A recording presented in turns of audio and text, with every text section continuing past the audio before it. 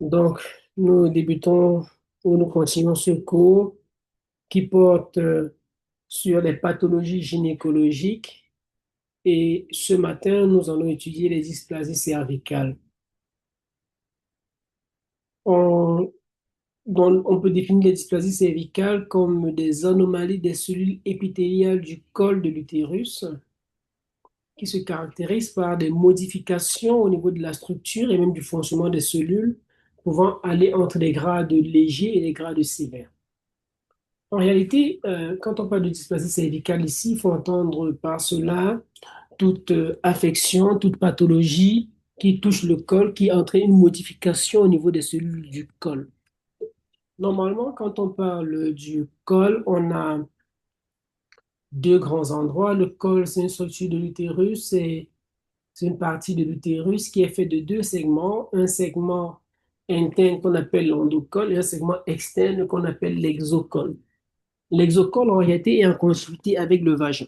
Ça, vous devez le savoir, que l'exocole, il est en continuité avec le vagin.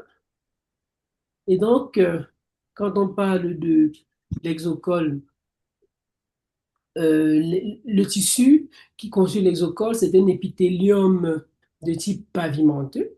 Ça, il faut le savoir, c'est qu'on a un épithélium de type pavimenteux qui va tapisser le col, qui va tapisser l'exocole, alors que l'endocole est fait d'un épithélium de type glandulaire.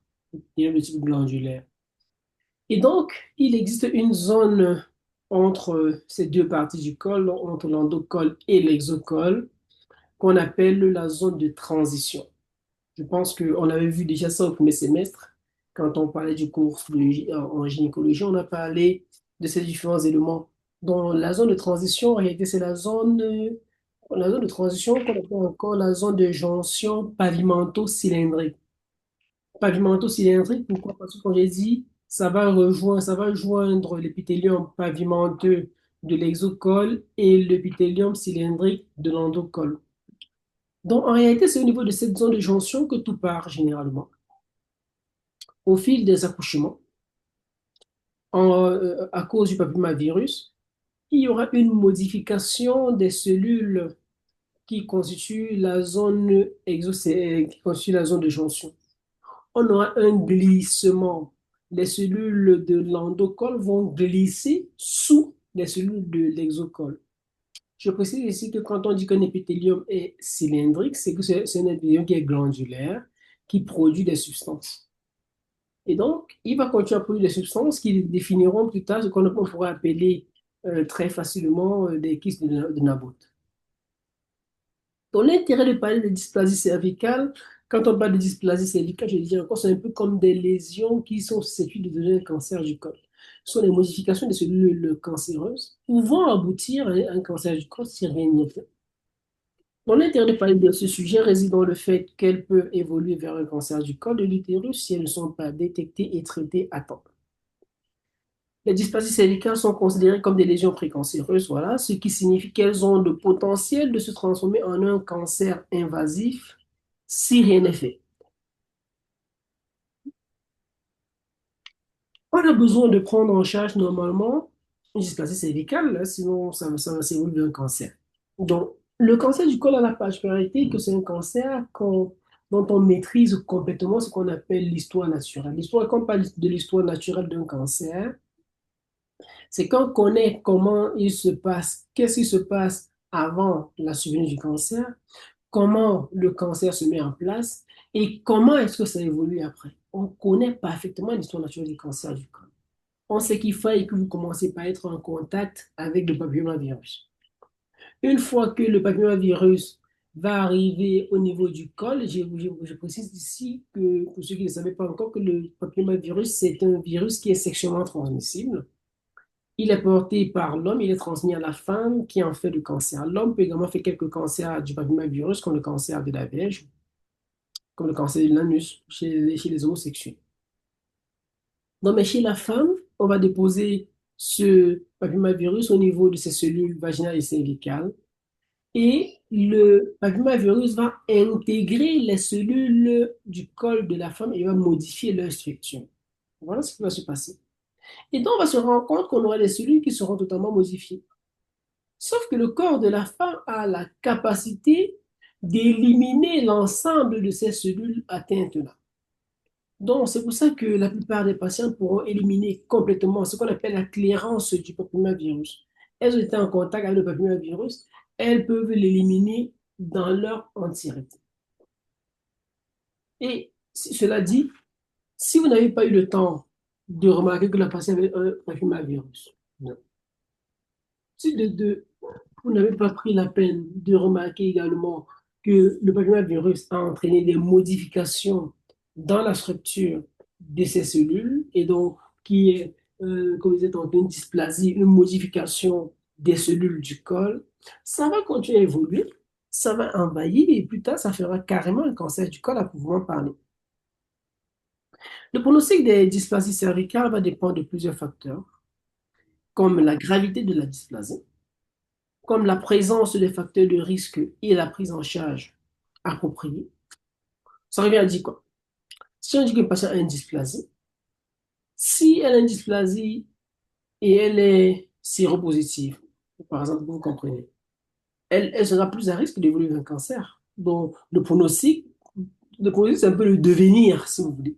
Quand on parle de pronostic, ici, on parle du devenir de la maladie. Donc, que peut devenir une dysplasie cervicale? On vous dit, le devenir de la dysplasie cervicale va en réalité dépendre de plusieurs facteurs.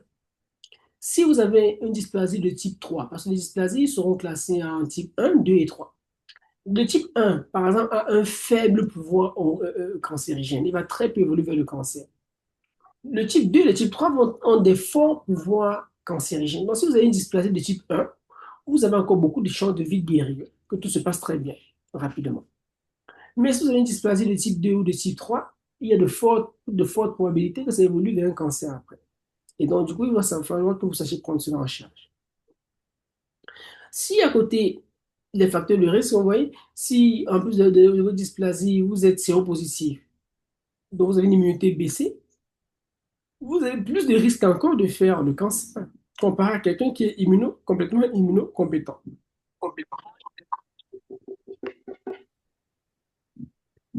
D'autre part, les dysplasies,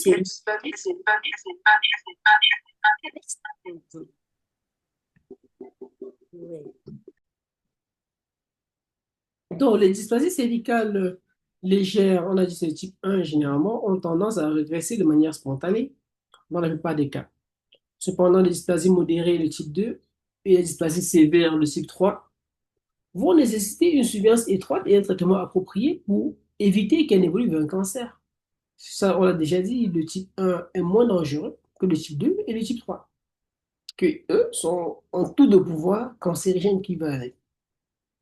Le suivi régulier des dysplasies cervicales est essentiel pour évaluer l'évolution des lésions et déterminer si un traitement supplémentaire est nécessaire. Dans de nombreux cas, il faut noter, les dysplasies cervicales peuvent être traitées avec succès, ce qui réduit considérablement le risque de développer un cancer du col de l'utérus. En réalité, quand on parle de dysplasie, parfois vous faites un frottis. J'ai l'impression que vous allez voir, on aura un cours, je ne sais pas si c'est avec moi ou quelqu'un d'autre, mais vous aurez un cours en troisième année qui parlera ce sera toujours un cours de gynécologie qui sera intitulé Dépistage des cancers. Et dans ce cours intitulé Dépistage des cancers, on reviendra pour vous dire comment se fait le dépistage d'un cancer du col, par exemple. On vous dira, on commence chez une patiente à travers le frottis cervico-utérin. Si dans le frottis, on se rend compte qu'il y a une dysplasie dans le frottis, alors on peut faire ce qu'on appelle une colposcopie. Si on fait une colposcopie, on se rend compte qu'il y a des zones atteintes et tout, on peut faire une biopsie. Et si on fait la biopsie, on va faire l'anatomopathologie de la pièce biopsiée, ce qui peut permettre ici de poser le diagnostic, de confirmer qu'effectivement c'est un cancer du col ou pas, ou alors que c'est autre chose. C'est ça tout l'intérêt ici. Donc c'est un peu ça le principe.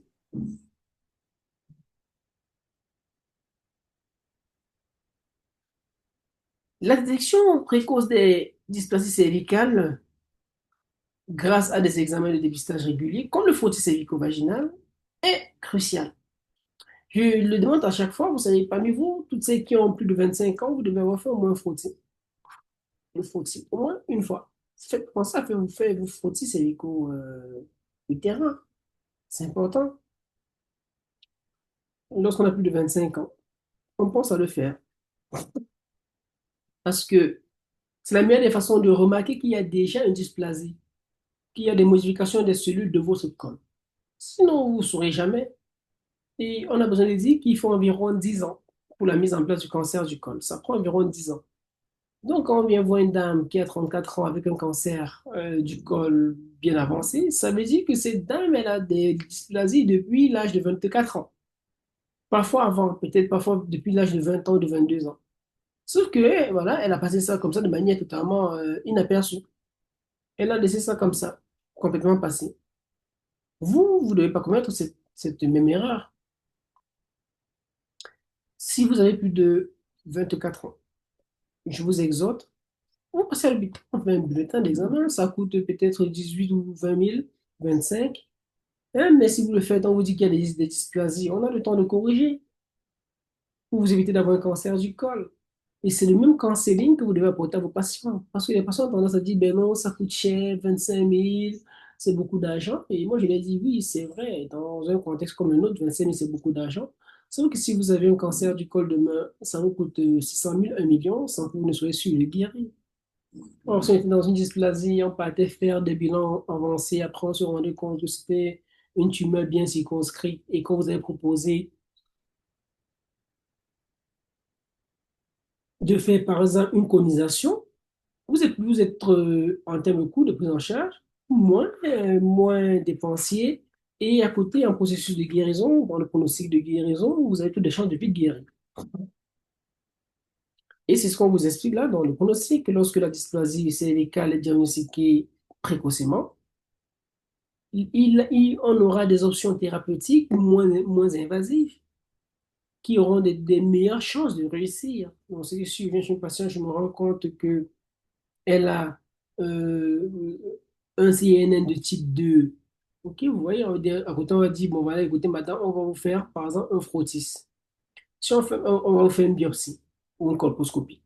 Si on fait la colposcopie avec biopsie, on prélève, on nous dit, bon, effectivement, c'est une lésion de bas grade ou de quoi. On peut dire, bon, madame, on vous propose de faire une conisation. On va aller retirer juste le morceau de votre col qui est malade. Et là, tout de suite, c'est bon, vous êtes guéri. Les options sont faciles à faire. Du moment où on vous dit que vous avez déjà un cancer du col, même si le stade 1A, 1A, donc c'est le stade le plus précoce après le cancer in situ, la plupart du temps, c'est une hystérectomie. La plupart du temps, c'est une hystérectomie qu'il faut. Et vous imaginez cette jeune dame qui a eu ses lésions précancéreuses à 24 ans. On aurait pu voir, on enlève un bout de col, elle continue ses dépistages annuels tranquille. On ne fait rien, on reste tranquille. Et à 34 ans, on dit qu'elle a un cancer du col au stade 1B, par exemple. On dit, comment ça dit, il faut faire une hystérectomie avec un curage, il faut faire plein de trucs à l'intérieur. Il est important de souligner que chaque cas de dysplasie cervicale est unique et que le pronostic peut naturellement varier en fonction de nombreux facteurs qui peuvent être à la fois individuels. On a dit, tout dépend de l'immunité de l'individu, tout dépend de comment le corps de l'individu tolère la maladie. Une gestion appropriée en collaboration avec un professionnel de la santé est essentielle pour assurer un suivi régulier, pour évaluer les risques individuels et déterminer le meilleur plan de traitement pour chaque cas spécifique de dysplasie cervicale. C'est important. Là, c'est souvent mieux quand vous le faites ensemble. Vous ne restez pas dans votre coin, vous prenez les décisions seuls.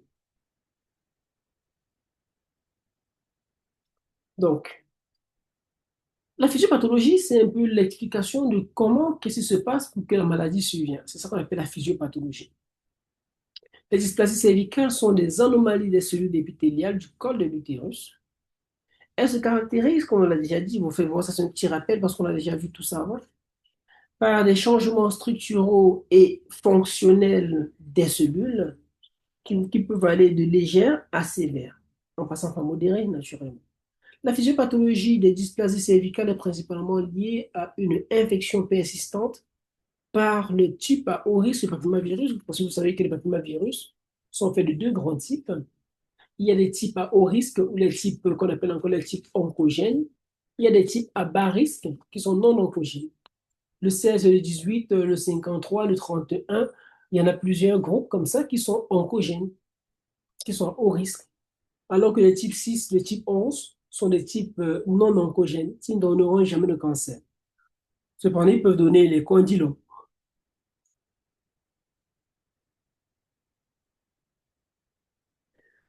Le papillomavirus est sexuellement transmissible, on l'a déjà dit.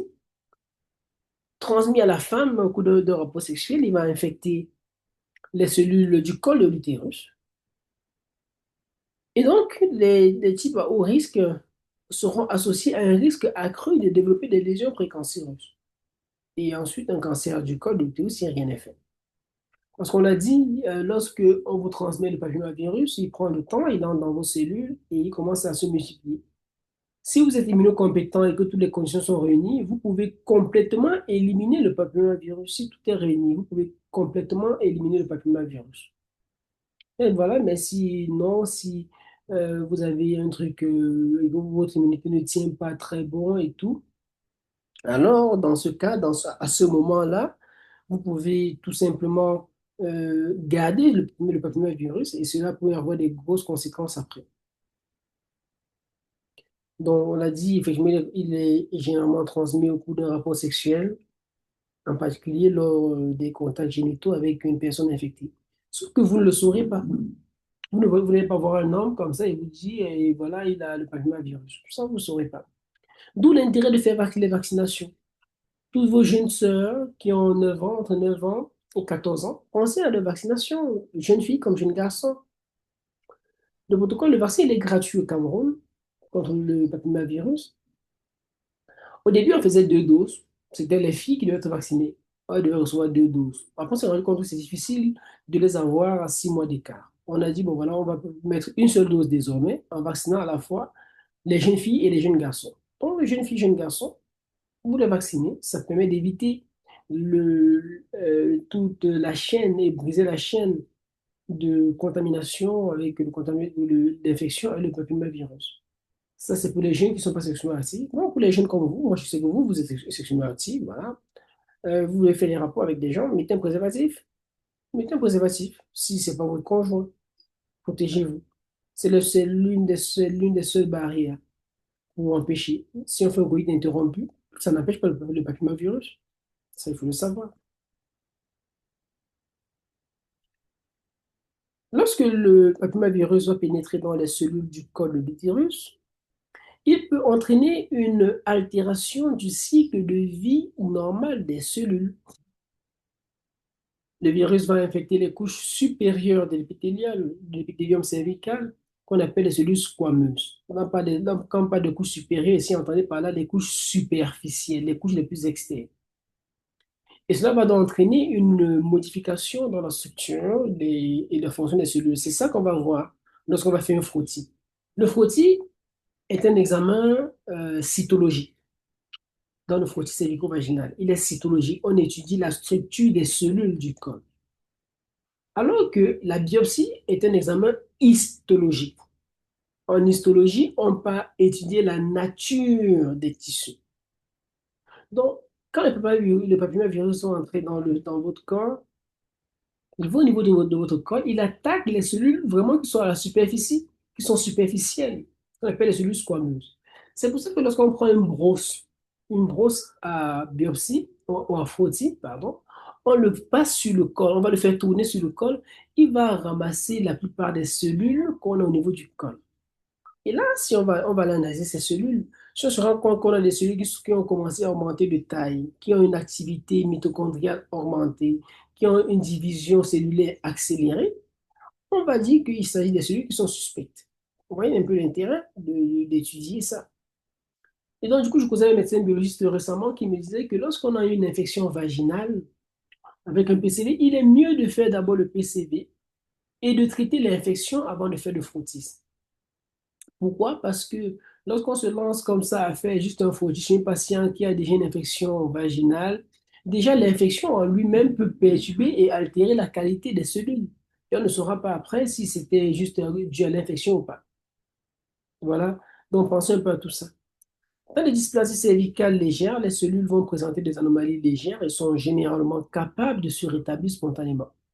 Dans les dysplasies simples, il y a toutes les possibilités que, comme la cellule n'est atteinte que dans sa partie essentiellement superficielle, qu'ils guérissent complètement, que la patiente soit élimine complètement la maladie. Cependant, lorsque l'infection va persister, les cellules peuvent subir de grosses altérations qui sont généralement plus sévères, qui peuvent conduire à des dysplasies modérées ou sévères.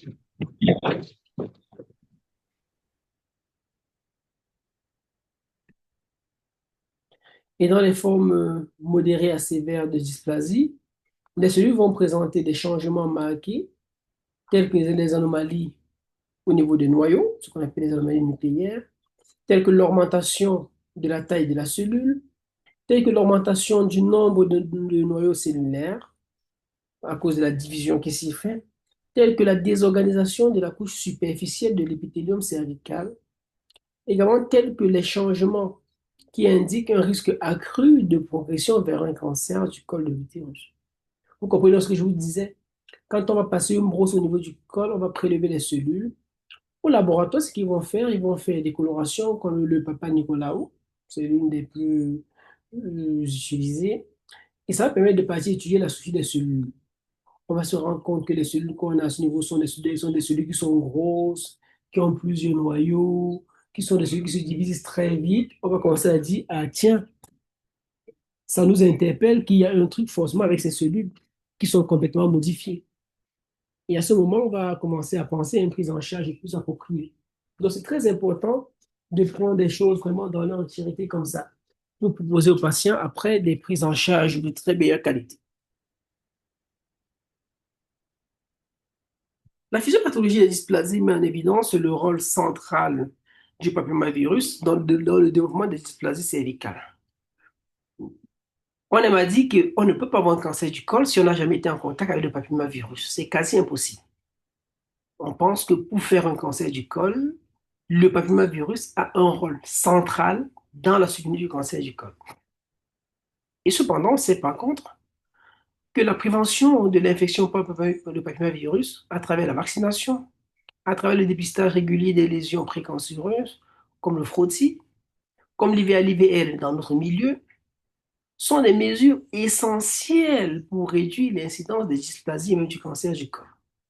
Donc, si un message à retenir quand vous sortez de ce cours, ce serait surtout de prendre conscience de l'importance de sensibiliser les patientes sur la vaccination, de l'importance de sensibiliser les patientes sur le dépistage des cancers du col.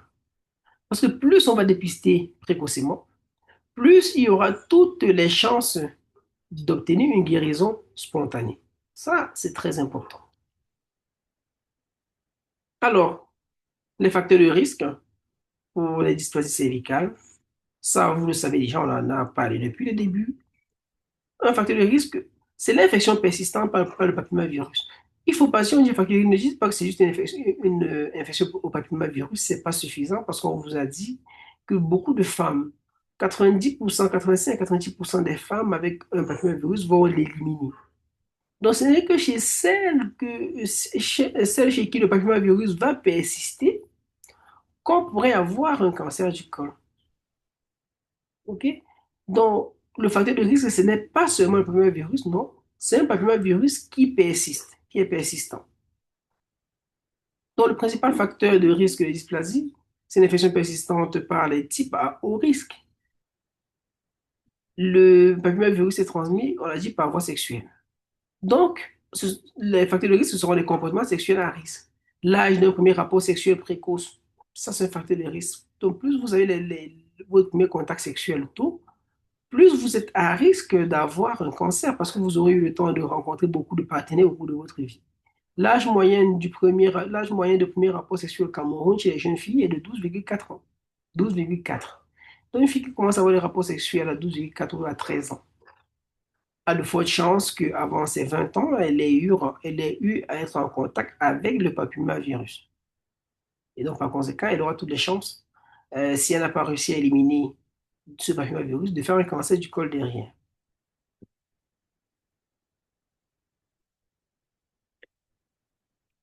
Le tabagisme.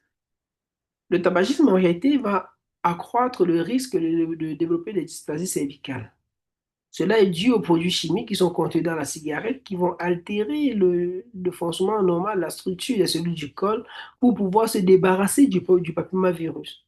Parce qu'on sait que la nicotine, par exemple, a des effets qui vont entraîner un peu comme une paralysie, comme euh, un ralentissement de la motricité et tout. Et donc, de cette manière-là, on peut réduire les chances d'élimination du papillomavirus. L'immunodépression, c'est notre facteur de risque, l'immunodépression. Parce que je l'ai dit, si vous êtes immunocompétent, alors vos globules blancs, vos cellules auront toutes les capacités pour essayer de détruire, d'éliminer le papillomavirus que vous avez en vous. Cependant, si le système immunitaire est totalement défaillant, cela pourrait être responsable d'une d'un maintien et même d'un développement. C'est un peu ce qui se passe avec le VIH, que vous comprenez.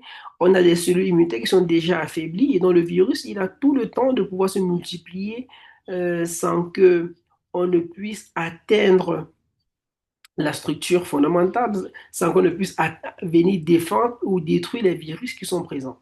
C'est un peu comme si vous venez dans un pays, pour attaquer, vous partez détruire d'abord toute l'armée.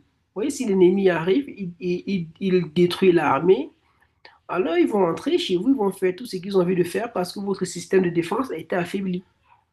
Mais si par contre vous avez une armée qui est puissante, lorsque quelqu'un va vouloir entrer chez vous, l'armée va essayer de le repousser donc vous aurez toutes les chances de rester en sécurité.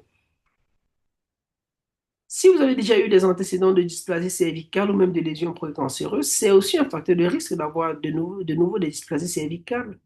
C'est cette raison qui va pousser à dire que malgré une prise en charge précoce, il faille absolument qu'on continue à faire un dépistage des patients. Même si une patiente a eu des lésions précancéreuses, elle a eu des dysplasies, on a fait une conisation, on a enlevé ces lésions-là, il faille que la patiente continue à faire ses frottis.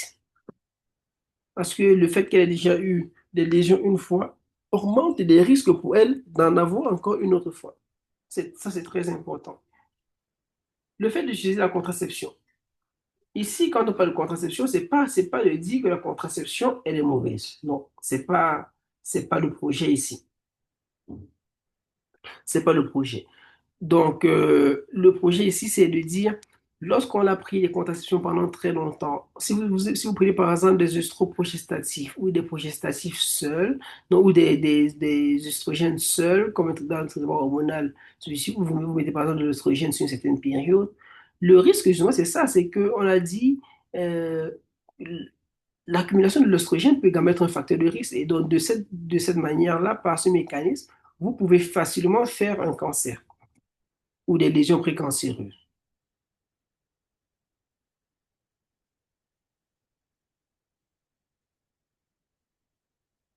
Alors, pardon. OK. Là, on va commencer un nouveau chapitre, non pas un nouveau chapitre, une nouvelle partie sur les classifications des dysplasies cervicales. Donc,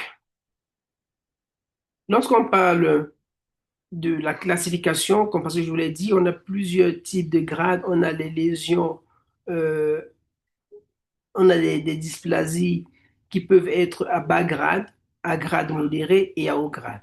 Mais il faut un peu qu'on voie de manière sommaire, hein. Je vous ai en troisième année, vous aurez tout un cours sur le dépistage des cancers où on reviendra sur chacune de ces notions-là, plus en détail.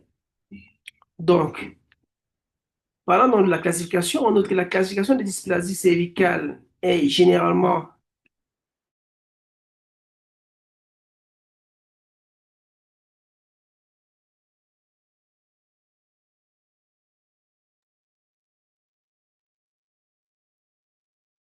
Donc, on parlait en disant, il y a plusieurs classifications, mais celle que nous allons étudier aujourd'hui, c'est la classification des dysplasies cervicales est généralement basée sur le système de classification histologique qu'on appelle le système de Bethesda.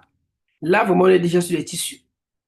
Parce que lorsqu'on va faire le frottis, je vous ai dit, quand lorsqu'on fait un frottis, on parlera essentiellement d'une étude cytologique et il y aura une autre classification, en fait, OK, qui est la classification cytologique dans laquelle on verra plutôt les high seal, les low seal, et ainsi de suite. Et lorsqu'on est sorti de ce stade-là, on peut donc faire des biopsies pour étudier la structure même de la cellule, ce qui permet de passer notre classification, qui est cette fois-ci la classification histologique. La classification de Bethesda, qui est la plus utilisée, nous permet de classifier les lésions précancéreuses en trois grands groupes. Alors, on aura essentiellement les lésions de type CIN1, CIN ou cervical intraépithélial néoplésique ou les néoplasies intraépithéliales cervicales. Les lésions de type 1 sont les lésions de Bagrate. Là, il s'agit généralement d'une dysplasie légère qui est caractérisée par des changements cellulaires anormaux, surtout dans la partie basse de l'épithélium cervical.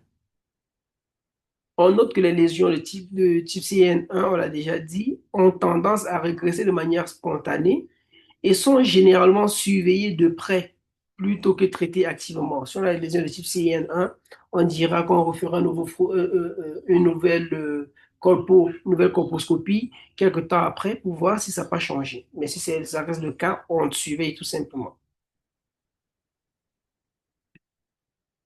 Le, les lésions néoplasiques de type 2 et 3, qui sont en réalité les lésions à haut grade, qui sont les lésions susceptibles d'évoluer plus tard vers un cancer. Donc, c'est pour ça qu'on les appelle encore des lésions précancéreuses.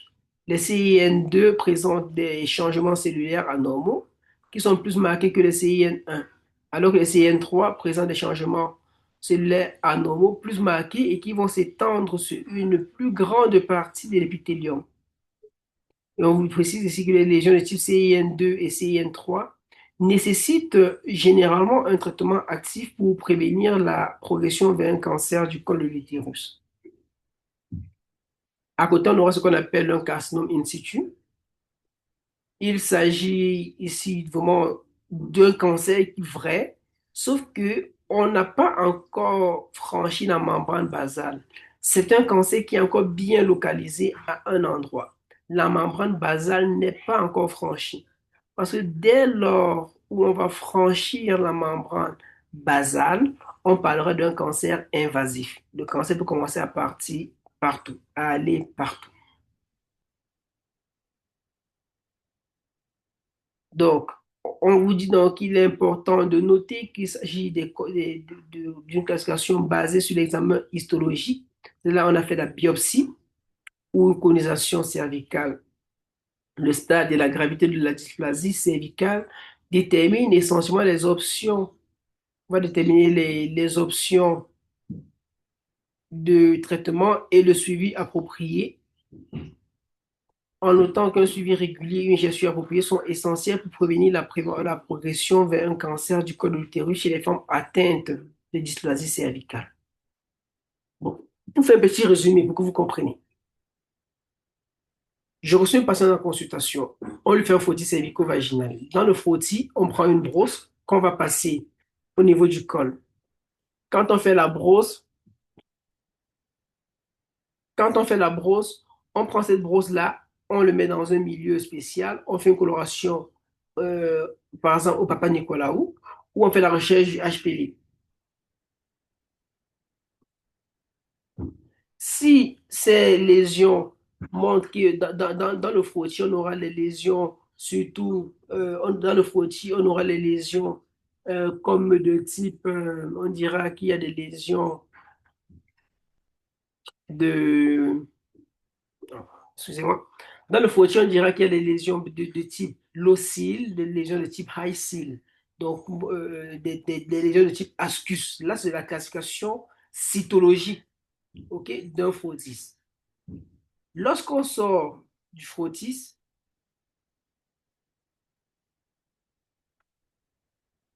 lorsqu'on sort du frottis et qu'il y a des lésions suspectes au frottis, on ira faire une colposcopie. Donc, la colposcopie ici va permettre de faire une biopsie sur le col. La biopsie sera faite sur les zones suspectes. On prend la pièce de la biopsie, on l'envoie à l'anapathe et à ce moment, on fait un examen histologique sur la lésion. Donc, on va aller découper la pièce en réalité pour venir chercher dans sa structure quelle est la zone qui est atteinte. Donc, de la superficie vers la profondeur, on va permettre de classer. Si dans le CN1, c'est que la lésion est vraiment juste sur la surface de la tumeur. Dans le et ça, je vous avais mis un schéma dessus dans le cours de gynéco au premier semestre. Dans le CIN2, on a une lésion qui commence à progresser dans la zone profonde du tissu qu'on a prélevé. Le CIN3, on a vraiment progressé. Dans le cancer in situ, on a tout, toute l'épaisseur de la cellule qui est désormais malade, sauf qu'on n'a pas franchi la membrane basale. Donc, c'est pour ça que qu'ils vont prendre le morceau. On vous dit, donc, pour obtenir cette pièce, soit on fait une biopsie sur la zone atteinte, ou alors on fait une conisation. Si on se rend compte qu'il y a une grosse zone qui est malade, on enlève la zone qui est malade et ils vont faire une conisation, ils vont faire une lecture dessus pour vous dire dans quel cas est-ce que vous vous trouvez exactement.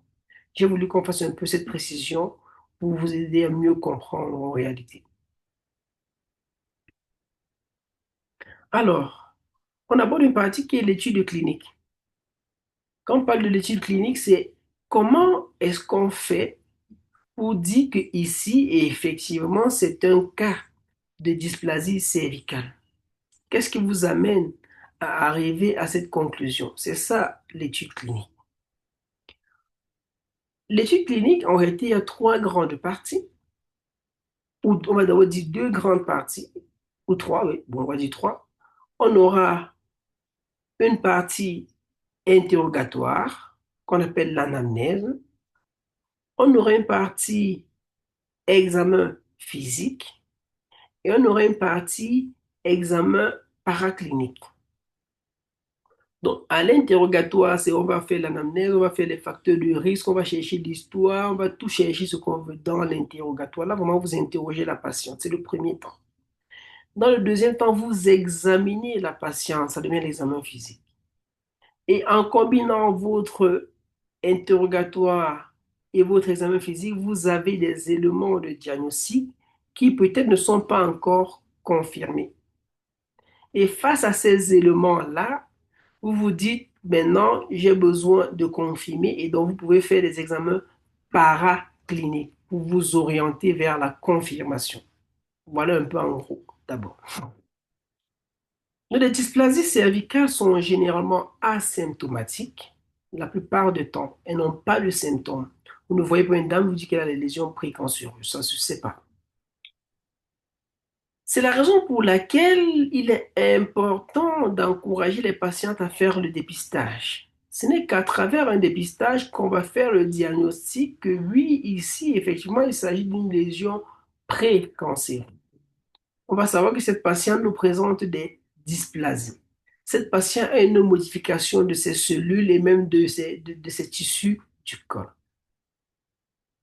Toutefois, dans quelques rares cas, ça peut arriver que on ait quelques rares symptômes, même dans les lésions dysplasiques, mais en réalité, c'est juste que vous aurez des signes d'appel. Donc, vous aurez des patients qui vont présenter des éléments et au cours de ces éléments, vous partez quand même examiner, vous examinez ces dents, vous partez regarder et ça vous fait suspecter qu'il y a un problème. Donc, l'une des choses que vous aurez à l'analyse, c'est une patiente qui va venir vous voir parce qu'elle a des saignements anormaux. Lorsqu'il y a une modification au niveau de la structure des cellules ou même des tissus du col, ça peut commencer à saigner un peu au contact. Parce qu'on vous dit que chaque fois que j'ai des rapports sexuels avec mon mari, je saigne. Oui, ça commence à vous faire un peu bizarre. Vous dites, bon, est-ce qu'il n'y a pas un truc là-dedans? Et ça, Vous allez vous dire souvent, voilà, vous avez quel âge? Est-ce que vous allez faire un frottis avant? Elle va vous dire non. Vous allez dire, bon, entre autres examens qu'on fera, on fera aussi un frottis.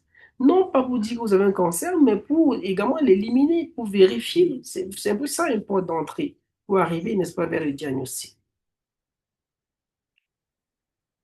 À côté, ça peut être des écoulements inhabituels, en autant que certaines femmes qui sont atteintes de dysplasie peuvent remarquer des écoulements vaginaux anormaux, comme des écoulements plus abondants, qui sont généralement mal odorants, qui ont généralement un aspect en forme de pu, voilà, qui sont comme du pu. Si vous avez un patient qui vous décrit des choses comme ça, vous dites que vous êtes un patient qui vient vous voir en consultation, vraiment, docteur, j'ai des sécrétions qui sentent mauvais, ça coûte beaucoup depuis un certain temps. Souvent, vous dites, madame, est-ce que vous avez déjà fait un dépistage du cancer du col? Et si c'est une jeune dame qui a 12 ans, 15 ans, 20 ans qui vous dit ça, bon, vous pensez à une infection vaginale tout de suite. Mais quand c'est une jeune dame de 36 ans, 35, 36, 20, 28 ans, 27 ans, qui vous dit j'ai des sécrétions bizarres et tout, ça sent mauvais, entre autres, vous avez pensé à une infection vaginale, vous ferez un PCV et autres bilans pour regarder si c'est pas une infection vaginale. Mais oui, est-ce que vous avez fait un faucille est-ce que vous avez fait le dépistage du cancer du col, madame? Et vous dites non, vous dites c'est l'occasion d'en faire parce que les dysplasies ou même un cancer du col peut expliquer le même tableau que ce que vous me présentez actuellement. Donc, c'est très important de prendre cette globalité dans la prise en charge de votre patient.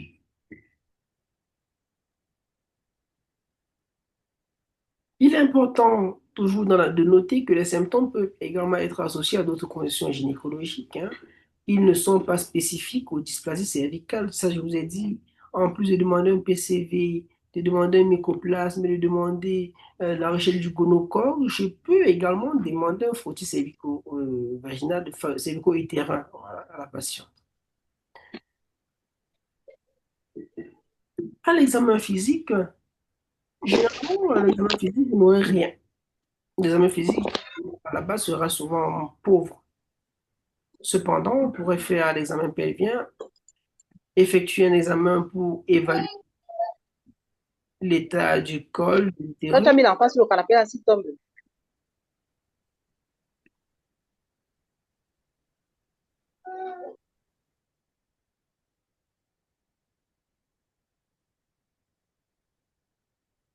Vous pouvez, voilà. Vous pouvez gérer une colposcopie. La colposcopie fait partie de l'examen physique. Si les changements, et grâce à la colposcopie, vous pouvez vous rendre compte parce qu'il y aura ce qu'on appelle la colposcopie à la lumière blanche. Et la colposcopie, ensuite, on utilisera l'acide acétique et le Lugol pour aller voir s'il y a des zones modifiées. La colposcopie, on l'a déjà vu au premier semestre, c'est un examen vaginal chez la femme qui utilise un appareil qu'on appelle le colposcope, qui est un appareil à fort grossissement permettant de visualiser les cellules cervicales, permettant de visualiser le col de la patiente. Pas des cellules, mais le col de la patiente. Donc, s'il y a des changements cellulaires anormaux au niveau du frottis cervico-vaginal, alors on peut demander à faire une colposcopie à la patiente.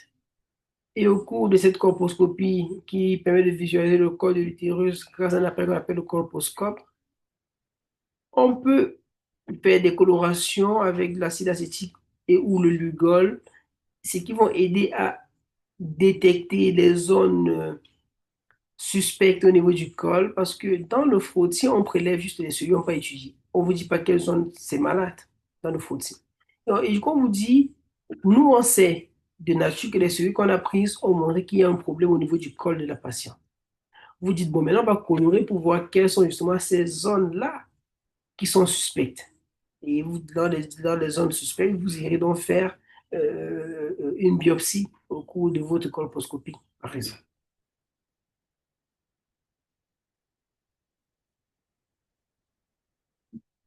On peut également être appelé à faire une biopsie, comme on disait tantôt, lors de la colposcopie, on peut faire une biopsie du col.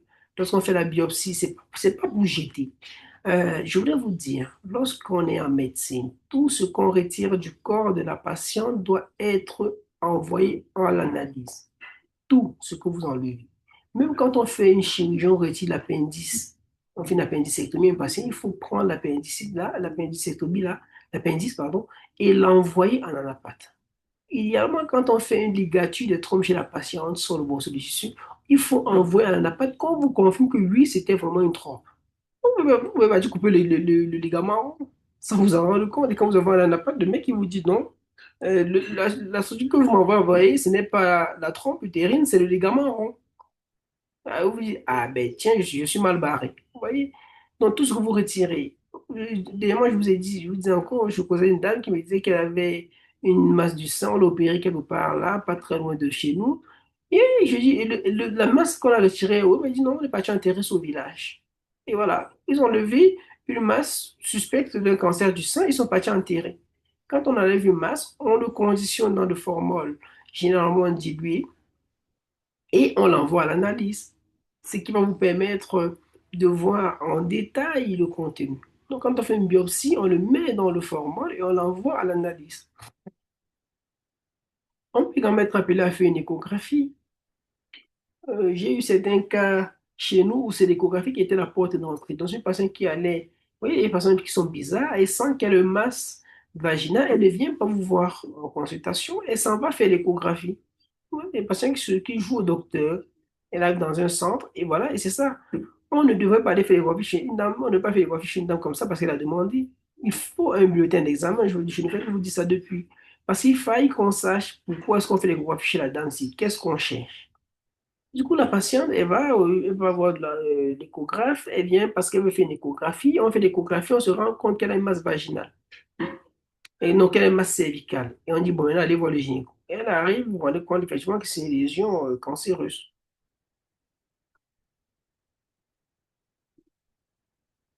Alors, sur le plan paraclinique, lorsqu'on pense qu'il y a des dysplasies cervicales, sur le plan paraclinique, il y aura Euh, voilà, il y a plusieurs examens qui peuvent également être faits sur le plan paraclinique. On peut faire le frottis cervico-vaginal, je l'ai dit, et à travers le frottis cervico-vaginal, on fera le test de Papa Nicolau.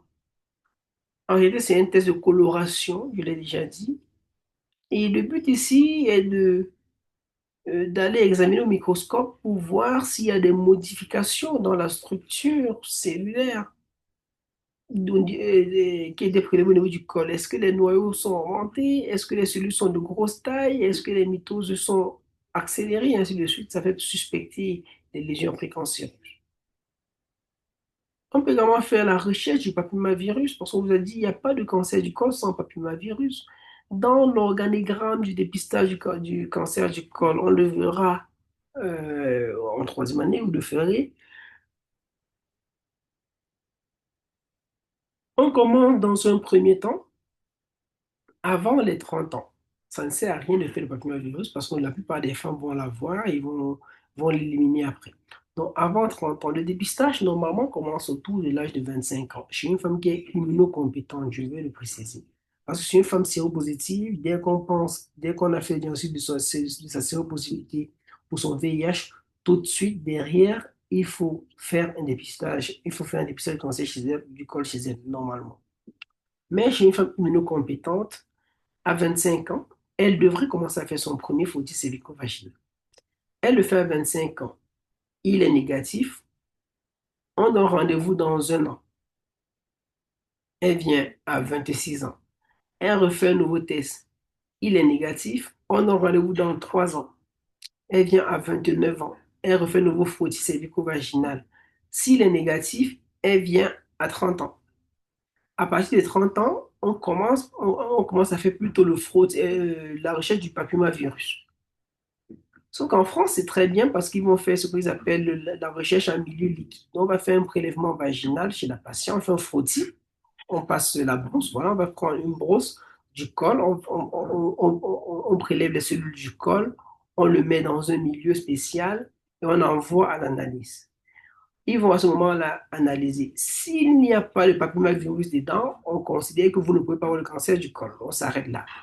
Mais si jamais on va dans le liquide, on se rend compte qu'il y a le papillomavirus, on va automatiquement faire un frottis. OK? S'il y a le papillomavirus dans l'équipe qui est prélevé, on fait un frottis dedans pour voir est-ce que les cellules sont modifiées ou pas. Et donc, il y a tout un organigramme comme ça. Maintenant, en troisième année, on reviendra vous expliquer en détail. Maintenant, si on fait le frottis est négatif, qu'est-ce qu'on fait? Parce que si on fait le frottis, il est négatif, on va donner rendez-vous à la patiente dans 1 an, pas dans 5 ans. Si le papillomavirus est positif, le frottis est négatif, rendez-vous dans 1 an pour refaire exactement la même séquence. Si le papillomavirus est positif, le frottis, il est positif, on fait la colposcopie. Si le papillomavirus est négatif, on s'arrête là. Rendez-vous dans 5 ans. J'espère que vous avez compris un peu cette séquence, mais c'est un cours, c'est pas le but de ce cours aujourd'hui. Le but du cours d'aujourd'hui, c'est juste que vous compreniez les différentes approches qu'on fait pour les examens. En troisième année, on parlera du dépistage, on verra le programme de dépistage, ok, au Cameroun, voilà, et ailleurs.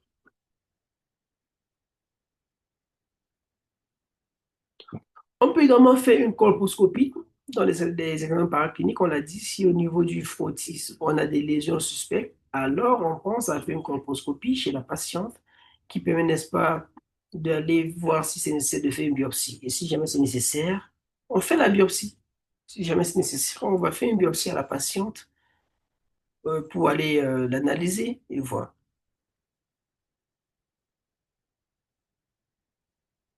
On peut également faire d'autres examens comme l'IRM. Bon, là, c'est vraiment si on pense qu'il y a un cancer déjà. S'il y a un cancer, il faut aller voir est-ce que le cancer il est encore limité seulement au niveau du col, est-ce qu'il n'a pas atteint d'autres structures et tout.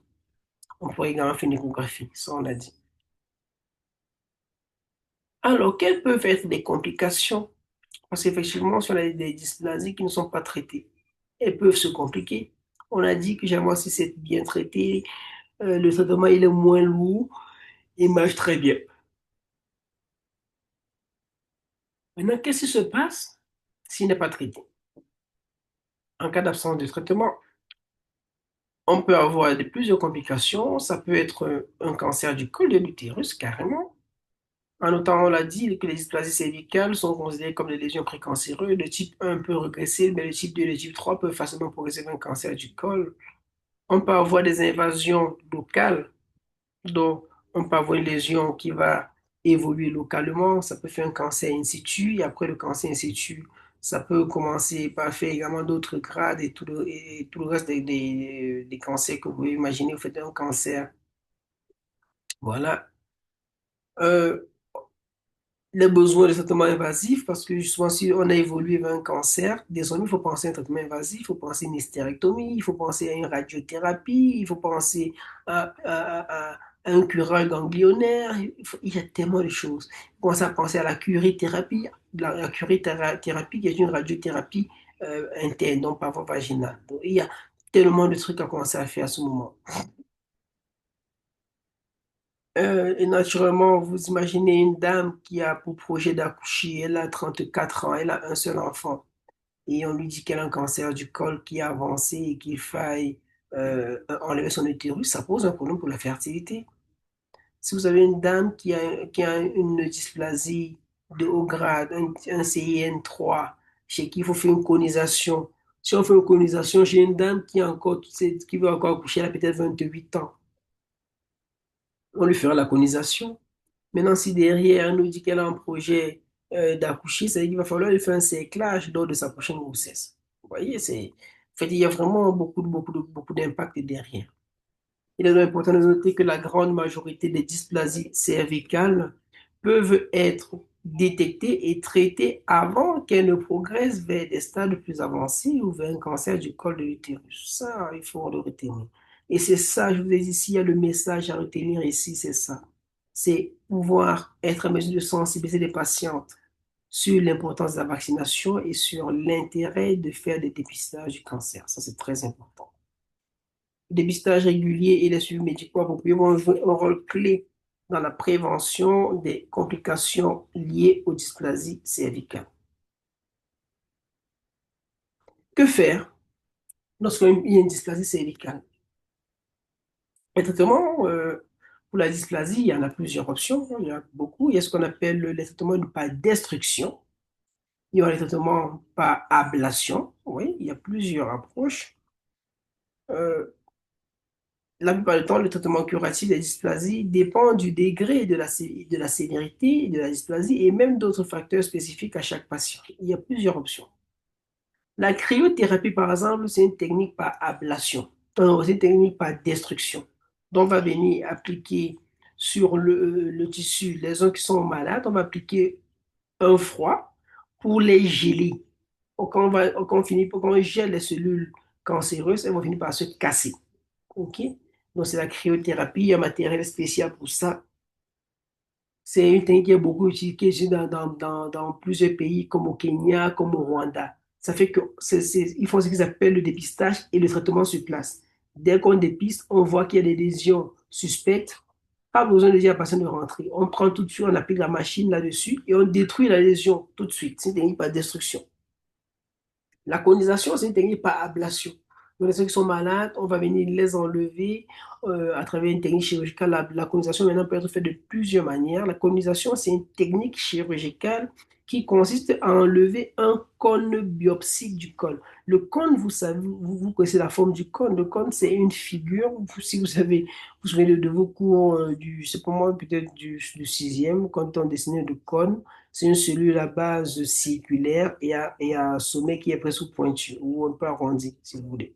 Oui, qui est arrondi, parce que quand c'est pointu, ça devient la pyramide. Le cône, c'est un peu comme une pyramide, sauf que le sommet, il est arrondi. Donc, on va aller enlever un morceau, comme ça, un morceau de cône de l'utérus. C'est ça qu'on appelle une conisation. Donc, on va extraire un cône de l'utérus. Et l'ablation, là, peut être faite de plusieurs manières. Ça peut être fait avec un bistouri froid, ça saigne beaucoup à ce moment. On peut le faire avec l'anse diathermique. J'en ai au bureau. Ceux qui sont curieux, si vous passez au bureau, il faut vous montrer l'anse diathermique. On va l'appliquer sur un bistouri et on va ablater avec ça.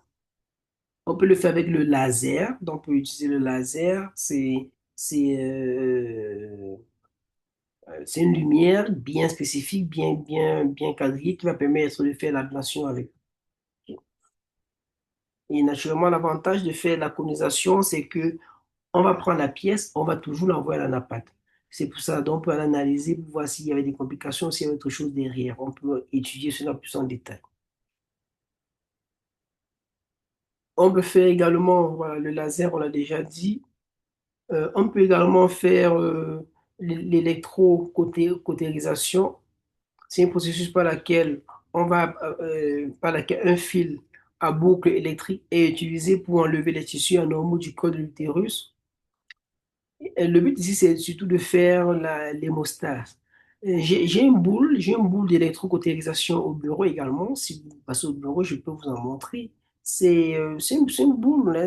On appelle ça, facilement ça, on appelle ça la boule. Mais c'est pas une grosse boule. Vous imaginez, c'est un truc qui fait à peu près 3 millimètres. Voilà. Donc, quand on enlève la lésion, on va brûler tous les pourtours pour détruire les lésions qui sont à côté. Il y a d'autres approches, hein. Il y a les techniques euh, par, euh, par l'application d'une chaîne locale. J'en ai au bureau, bon, j'oublie le nom, mais là j'ai le dispositif au bureau. Tu vois le cancer du col, tu mets dessus, ça chauffe le cancer du col et ça le détruit automatiquement aussi. Ça, je l'ai au bureau. Donc, si on a des cas de CN2 et 3, on peut appliquer ceci pour que vous voyez en quoi est-ce que cela donne référence. Toujours dans le traitement, on peut faire une hystérectomie. Je vous l'ai dit, si on est dans des cancers in situ, on est dans des cancers qui commencent à être invasifs au tout début, on peut faire une hystérectomie. Donc, voilà, là, c'est le cas des cancers in situ. Maintenant, dans l'hystérectomie, c'est une technique chirurgicale qui consiste à enlever une partie de l'utérus, donc qui consiste à enlever l'utérus. Ok, au cours d'une laparotomie, généralement, on peut aussi le faire au cours d'une cystoscopie, on peut le faire par voie vaginale. Mais généralement, quand on parle des chirurgies de cancer, et on va préférer ouvrir le ventre. Et l'hystérectomie, on peut enlever l'utérus seul, on peut enlever avec les trompes, on peut enlever avec les ovaires, ou on peut laisser les trompes et les ovaires en place. Ça dépend. Et lorsqu'on a fait à chaque fois, il faut toujours penser à faire derrière un traitement, un suivi médical régulier pour contrôler, n'est-ce pas, l'évolution. Et je vous dis encore, quand vous avez le patient, parce que je pense qu'il y a des gens qui aiment tellement opérer, qu'on oublie que le cancer, ce n'est pas seulement ce qu'on voit, parce que c'est ça le plus gros souci. On a des patients, je recevais encore comme une patiente hier qui venait d'une structure sœur avec une suspicion de cancer de l'ovaire. Et ils ont vu, ils ont dit qu'ils vont l'opérer. On n'opère pas un cancer comme ça. Le cancer, il faut prendre le temps de l'analyser, de voir s'il n'est pas déjà infiltré ailleurs, et ainsi de suite.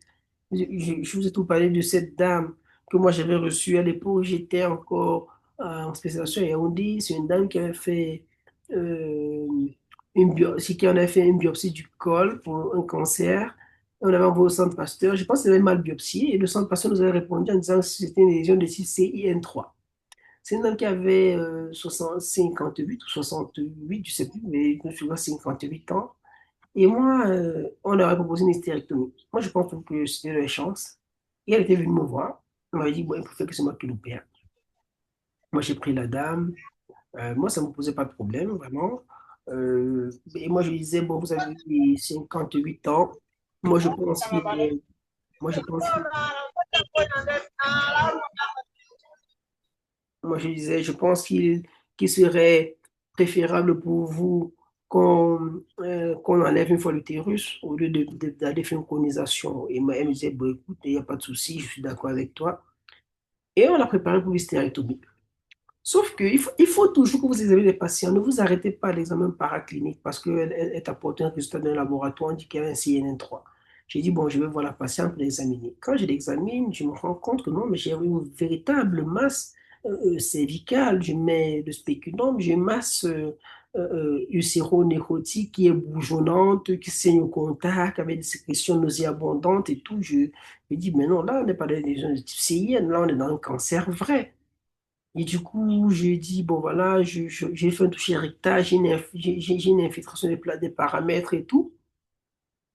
Moi, j'ai commencé à hésiter, j'ai dit, bon madame, je pense qu'au final, sincèrement, on va d'abord faire d'autres examens avant de vous opérer. Je ne pense pas que vous soyez dans CIN3, il n'y a pas de débat, on va opérer, on fait une hystérectomie, il n'y a pas de problème. Mais là, je ne pense pas que ce soit un CIN3, je pense qu'on est vraiment dans un cancer. Et je lui dis, bon, voilà, on fait un scanner. Et je l'ai envoyé à l'hôpital général pour qu'on fasse un scanner TAP, un scanner thoraco-abdominopelvien. Ça permet de voir le degré d'étendue. Elle arrive, déjà, on fait le scanner, on se rend compte qu'elle a une insuffisance rénale. Parce que pour faire le scanner, on va injecter les produits de contraste. Donc, dès qu'ils font le bilan pour le faire l'injection des produits de contraste, on se rend compte que non, voilà, elle a une insuffisance rénale. Ils ont pris 2 semaines pour corriger son problème national rénal. Après, on a réussi à faire le scanner. Elle avait une infiltration, c'était tout le petit bassin était infiltré. Elle avait une infiltration de la vessie. C'est un cancer bien avancé avec infiltration de la vessie, infiltration du rectum et tout le reste. Vous voyez? Donc, c'est une patiente qui n'était pas opérable à ce stade-là. Vous l'opérez, vous n'allez rien faire, vous allez la précipiter. Parce que tu vas vouloir enlever l'utérus, tu vas déchirer la vessie en avant, elle va rester, elle va y perdre sa vie. Du coup, moi, je lui ai dit, bon, moi, je vous suggère de commencer par faire une chimiothérapie d'abord, et après la chimie, on devait voir. Bon, voilà. Oui, donc c'était pour vous expliquer qu'on n'opère pas le cancer comme ça. La dame que je voyais hier, pareil, une dame, oui, une dame qui a une otite utérine qui fait quasiment 37 cm, avec une masse solide dans l'abdomen. On n'a pas fait elle a fait une échographie, on lui a dit qu'elle a une masse qui a envahi complètement. Ils ont une masse tumorale qui a envahi la totale cavité de son abdomen, sans aucune autre précision. On veut déjà l'opérer. Vous opérez quoi? C'est une masse quoi? Est-ce qu'elle est utérine? Est-ce qu'elle est ovarienne? Il y a des trucs qu'ils ne connaissent pas.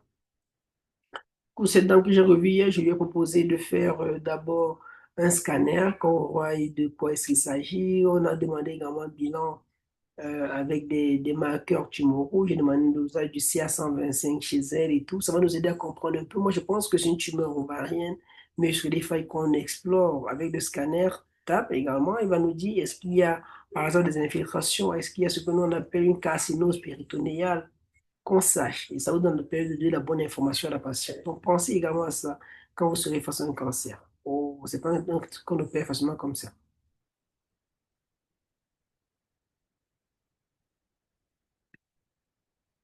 Alors, dans la prévention, on l'a déjà dit, c'est la vaccination contre le papillomavirus.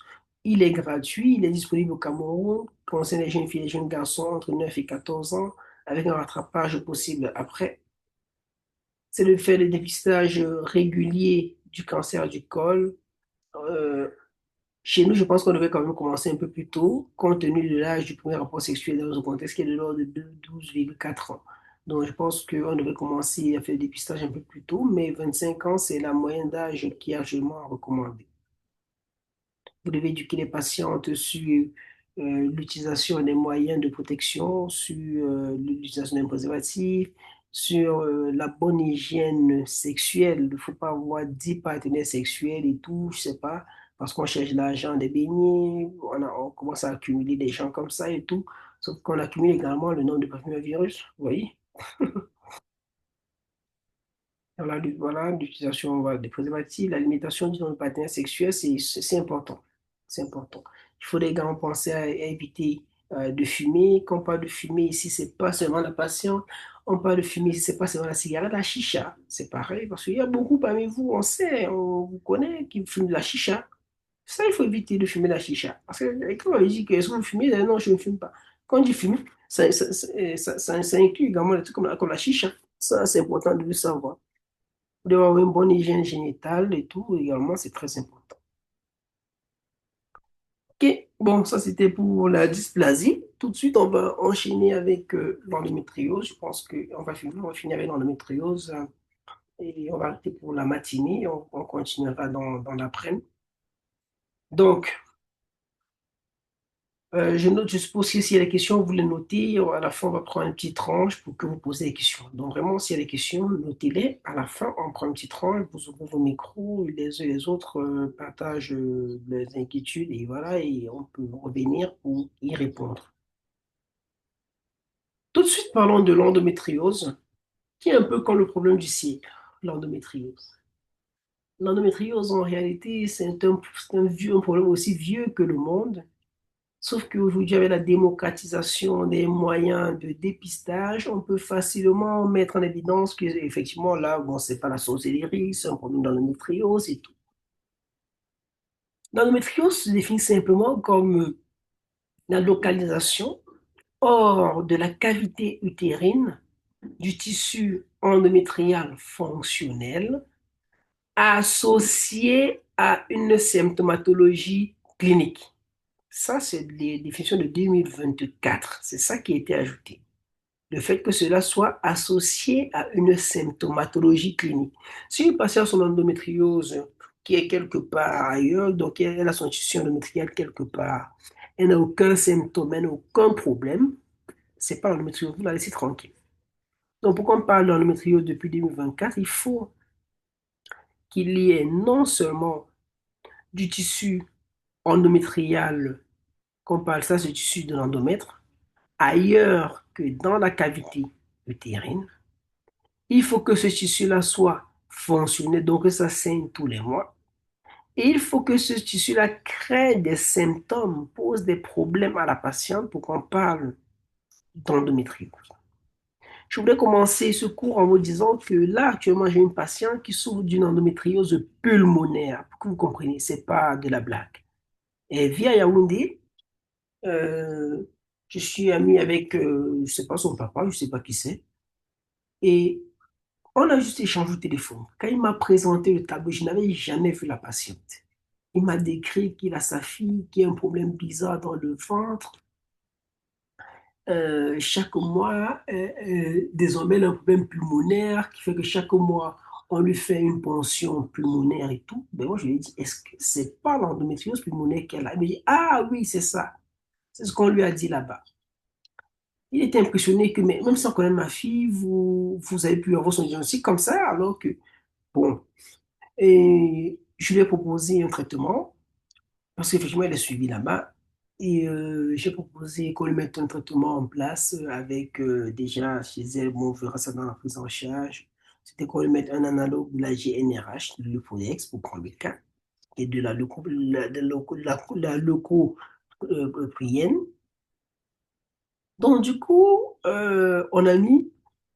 Sauf que il a décidé, qu'il pense qu'il vienne me voir à Yaoundé. Bon, elle est venue, moi je lui ai dit, bon, à Yaoundé, vous avez tout. Vous avez déjà un double problème, vous avez une endométriose. Et moi, j'étais choqué. Parce que le pneumologue qui la suit, parce qu'elle a un suivi gynécologique et pneumologique, elle me dit le pneumologue qui la suit lui a dit, bon, l'endométriose, moi, ce sont les gynécologues, moi, je ne sais rien, pas ce que je vais faire pour toi, je vais seulement drainer chaque mois. Je dis, non, mais c'est catastrophique. Si elle a l'endométriose pulmonaire, ça veut dire qu'elle a du tissu endométrial quelque part dans ses poumons. Lui, il est justement pneumologue, il n'est pas chirurgien thoracique. Je lui ai dit, vous rencontrez un chirurgien thoracique qui fera des examens pour voir où se situe. Et là-dedans, elle a fait une IRM. Et le chirurgien thoracique vous dira si c'est possible pour lui d'aller enlever les nodules d'endométriose où ça se trouve. Parce que s'il peut enlever les nodules d'endométriose, ça vous soulage, vous n'aurez plus de problème pulmonaire. On ne va pas venir parce qu'elle m'a dit justement que les analogues de la GnRH, elle en a pris des mains pendant 6 mois. 6 mois, elle était soulagée. Dès qu'elle a arrêté le mois suivant, tout est revenu comme si de rien n'était. Tout est rentré avec les mêmes problèmes comme si elle n'avait jamais rien pris. Je lui ai dit, il fallait rencontrer un chirurgien qui va peut-être vous proposer d'aller enlever les nodules endométriosiques parce que c'est l'une des options thérapeutiques. On le verra tout à l'heure. On va utiliser beaucoup de traitements hormonaux pour essayer de soulager, mais quand à un moment donné, ça persiste, là, on pense aller enlever. Ça, il faut l'intégrer. Donc, l'intérêt d'étudier l'endométriose, c'est que c'est une pathologie qui est fréquente. Elle est fréquente. Elle peut créer des troubles parfois vraiment graves, comme le cas de la patiente. Un patient qui a des problèmes pulmonaires où tous les mois, elle doit bénéficier d'une ponction pulmonaire parce qu'elle a saigné dans ses poumons. Donc, c'est un problème qui peut créer des gros soucis, ça peut créer des règles douloureuses, ça peut entraîner des grosses douleurs au cours des rapports sexuels, ça peut créer l'infertilité à cause de tout ce que cela va créer comme adhérence, comme adhésion dans le ventre. Elle peut également avoir un impact significatif sur la qualité de vie des femmes qui en sont affectées. Parce que ça dénature la vie, je peux vous assurer. Le pronostic de l'endométriose va varier selon la gravité de la maladie. Si vous avez une petite endométriose localisée quelque part dans le ventre et tout, on met les hormones, ça passe tout de suite, ça va très bien. Mais si vous avez une endométriose digestive qui fait que tout le monde vous saignez à travers la bouche parce que le sang remonte, ou alors plus bas, que vous ayez une rectorragie tous les moments, ou comme cette patiente qui a une endométriose pulmonaire qui fait que tous les mois, il doit avoir une accumulation du sang dans ses poumons, vu comment ça vous dit que ça pose un problème quand même. À ce moment, ça devient sérieux. Donc, ça fait partie des éléments. Donc, la prise en charge, en réalité, va surtout permettre de soulager les symptômes et d'améliorer la fertilité chez certaines femmes. Alors, c'est quoi la physiopathologie? Dans l'endométriose, il y a des théories. Il n'y a pas de cause précise. Il y a ce qu'on appelle des théories, qui sont un peu comme des éléments qui sont suspects, qui font penser que, bon, ça pourrait être, voilà, ça pourrait être dû à. C'est un peu ça dans l'endométrie. Il n'y a pas de cause précise. On va commencer à suspecter comme ça. Il y a plusieurs théories. En réalité, il y en a 5. On ne va pas tous les étudier, on va étudier les principales. Il y a ce qu'on appelle la théorie de la menstruation rétrograde. C'est quoi? C'est une femme. Les femmes, quand elles saignent, le sang, ça coule par le vagin. Donc, le sang, il est produit dans l'endomètre, qui est la cavité utérine. Ça s'écoule, va par le vagin et ça sort. Il y a des patients qui ont un flux menstruel très abondant qui fait que tout le sang, parce qu'il faut que le sang doit trouver le petit trou du col pour sortir, hein, pour vous imaginer. Du coup, il y a tellement de sang à l'intérieur que le trou cervical, le canal cervical devient petit pour l'évacuer. Et donc, l'excès de sang va commencer à remonter pour aller sortir à travers les trompes pour se déverser dans la cavité abdominale. Et si se déverse avec une partie qui est fonctionnelle, avec une membrane basale, ça va s'implanter dans la cavité abdominale et ça va désormais chaque mois saigner là-bas. Parce que ce que vous devez comprendre et retenir dans l'endométriose, au fond, c'est que dans l'endométriose, la patiente, chaque mois quand elle saigne également où il y a son tissu endométrial. Ça, c'est ce que vous devez retenir. Ça, c'est très... Et c'est ça le problème fondamental dans l'endométriose. OK? Et donc, à travers la théorie rétrograde, la patiente, elle va donc saigner, comme on a dit, elle va donc saigner et le sang ira s'accumuler dans le ventre. Et cette partie du sang dans le ventre va commencer également à produire les règles dans le ventre. C'est ça qui est la théorie de la menstruation rétrograde. La théorie de la métaplasie coelomique explique le fait que dans tout le corps de tous les individus, il y a ce qu'on appelle des cellules totipotentes. Totipotentes. Ce sont des cellules qui ont la capacité de se différencier en n'importe quel tissu.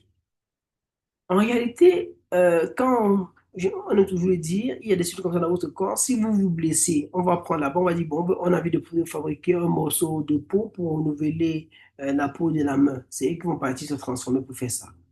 Si vous avez une plaie, bref, ils peuvent se transformer en tout. Et on pense que du fait de l'exposition à certains facteurs qui ne sont pas toujours maîtrisés, ces cellules totipotentes au niveau de la cavité abdominale peuvent se transformer tout de suite en endomètre et commencer à produire du sang tous les mois quand vous saignez. Parce que c'est vraiment lié avec vos hormones, c'est lié avec vos ovaires. Parce qu'il faut comprendre ça pour comprendre après pourquoi est-ce qu'on va mettre certains traitements. Donc, vraiment, dès qu'il y a, dès que les ovaires fonctionnent et qu'ils envoient l'endomètre, qu'ils envoient les hormones à l'endomètre, eux aussi, puisqu'ils ont les récepteurs que votre endomètre a, ils vont recevoir les hormones en question et ils vont également jouer le rôle comme l'endomètre. À côté, il y a ce qu'on appelle la dissémination lymphatique ou sanguine. C'est la théorie là qui peut expliquer l'endométriose pulmonaire, par exemple.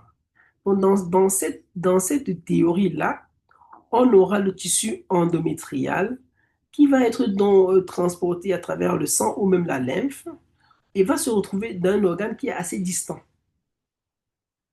Il y a une autre théorie qui est la théorie euh, euh, génétique, voilà, où on pense que parce que les parents ont l'endométriose, ils vous ont peut-être transmis certains facteurs, certains petits gènes qui ont fait que demain, vous également, vous en fassiez l'endométriose.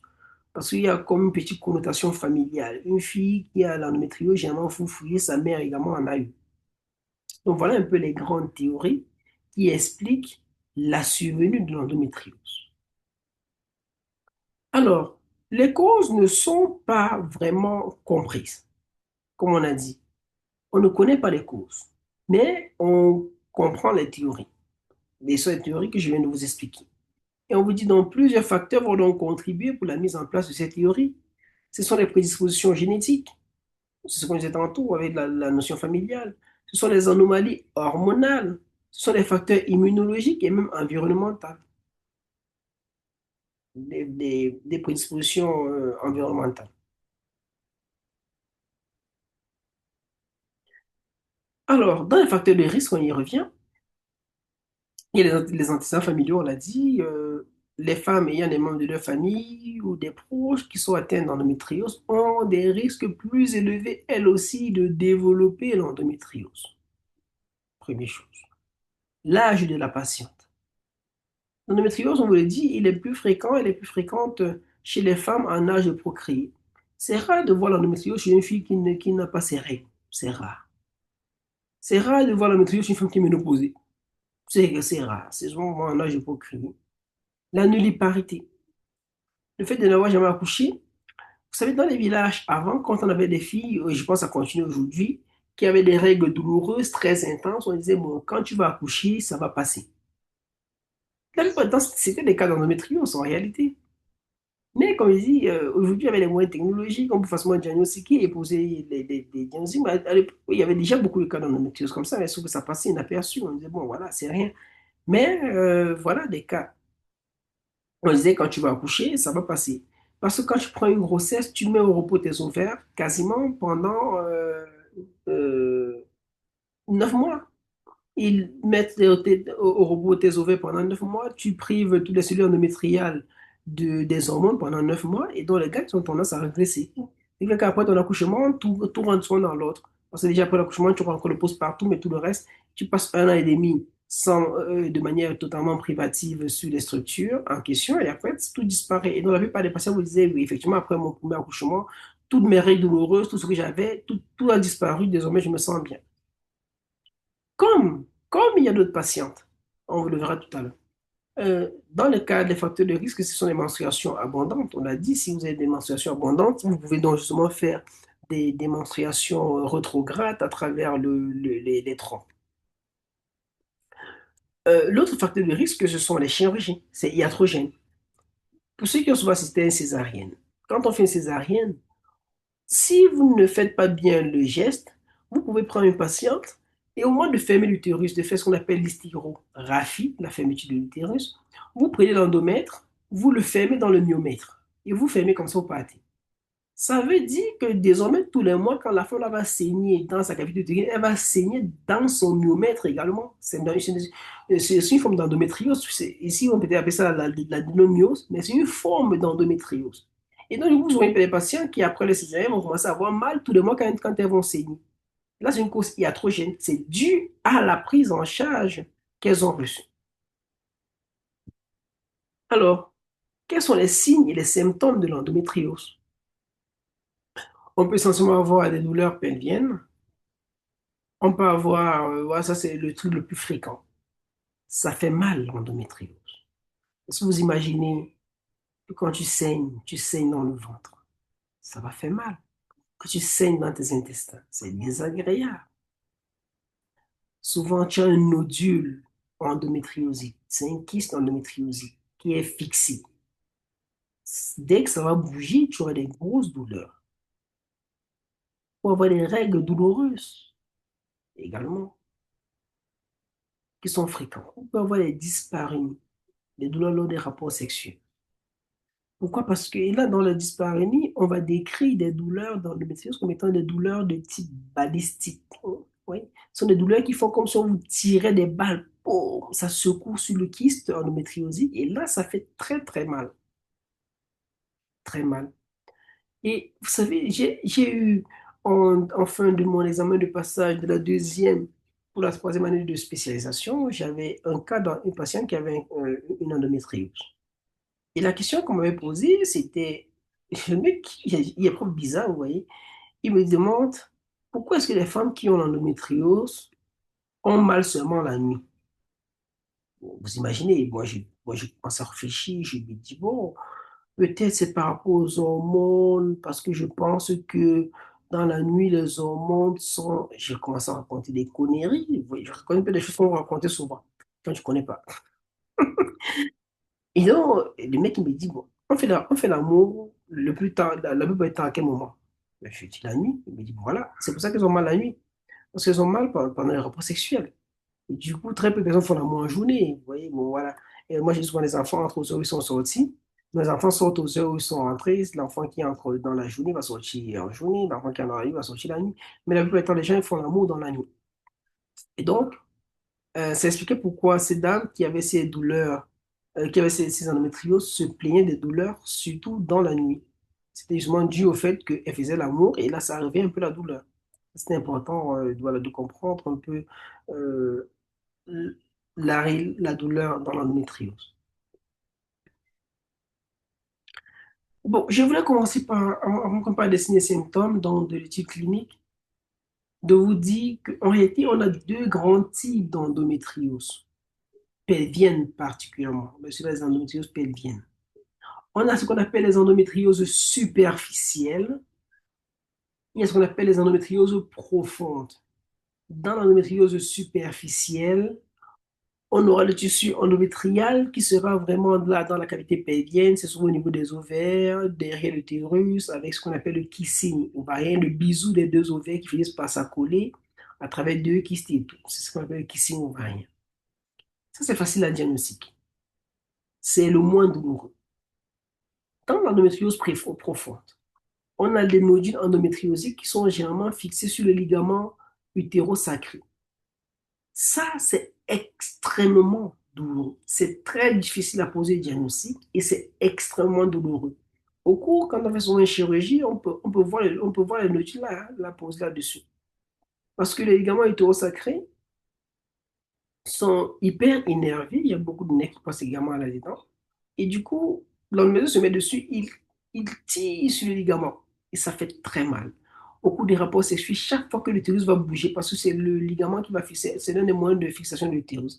Chaque fois que l'utérus va bouger, la patiente va hurler de douleur. Et vous avez des patients qui vont arrêter carrément de faire des rapports sexuels. C'est pour ça qu'on vous dira plus tard que l'endométriose peut causer une infertilité. L'endométriose cause l'infertilité de deux manières. Dans les complications, on va voir ça tout à l'heure. L'une des complications de l'endométriose, c'est l'infertilité. La première manière, c'est que ça fait tellement mal que les patientes arrêtent leur vie sexuelle. Et là, c'est une femme qui arrête la vie sexuelle, on va du mal à consulter. L'infertilité, de la deuxième manière, c'est que ça va entraîner des désordres ou alors des adhérences bizarres avec les trompes, les années, les ovaires et tout le reste, qui va créer, qui va altérer la structure même de la trompe et donc par conséquent réduire le risque de fertilité. On en revient à l'étude des signes et symptômes. On note qu'il y a essentiellement des saignements anormaux. Certaines femmes atteintes d'endométriose peuvent présenter des saignements menstruels abondants ou même des saignements entre les règles, ce qu'on appelle une métrorragie ou des ménorragies pour les saignements menstruels normaux, abondants.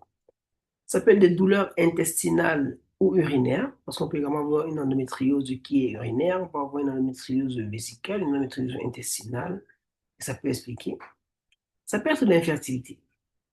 L'endométriose, c'est une cause fréquente, c'est une cause vraiment fréquente. D'ailleurs, on l'a vu en première année, non, on l'a vu l'année dernière, que l'endométriose, c'est une cause fréquente d'infertilité.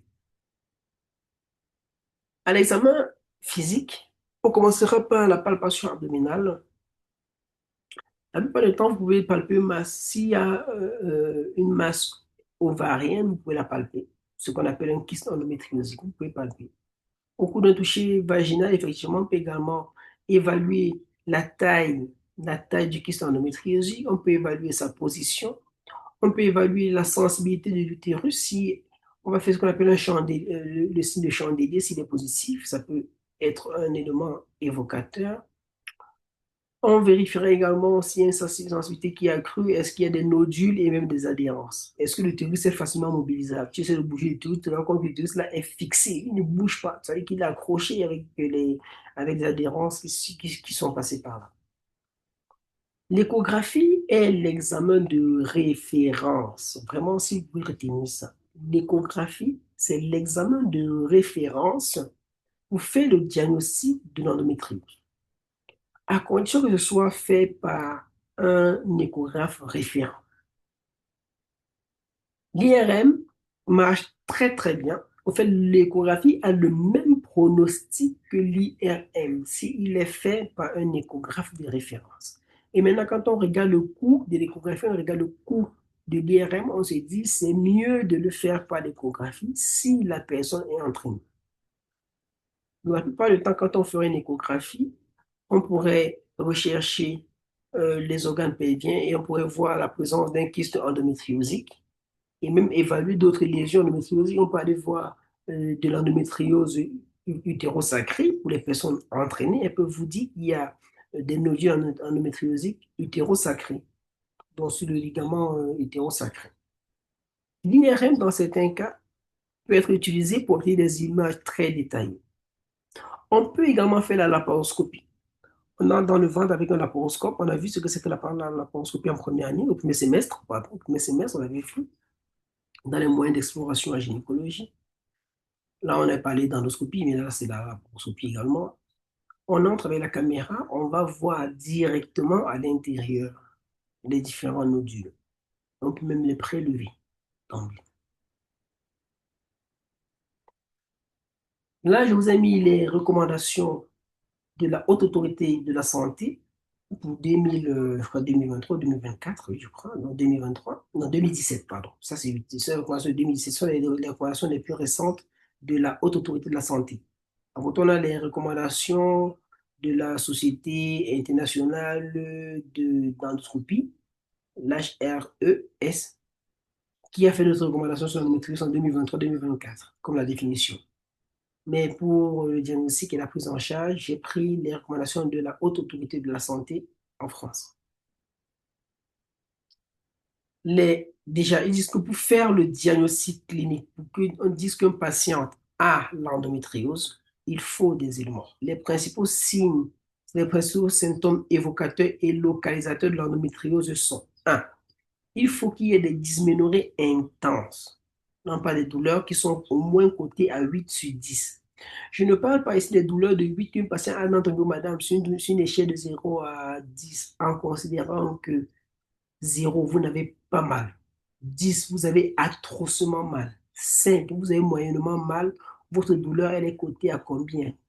Elle te regarde, elle sourit, elle dit, eh ben, voilà, même à 8, hein. Non, une douleur à 8, vous ne souriez pas. Une douleur à 8, ça se voit que vous avez mal. OK?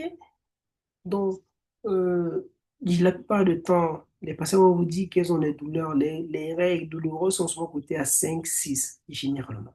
Si la douleur commence à être cotée à 8, si c'est une douleur, si ce sont des dysménorrhées qui peuvent entraîner l'éviction scolaire, donc on ne vienne pas à l'école.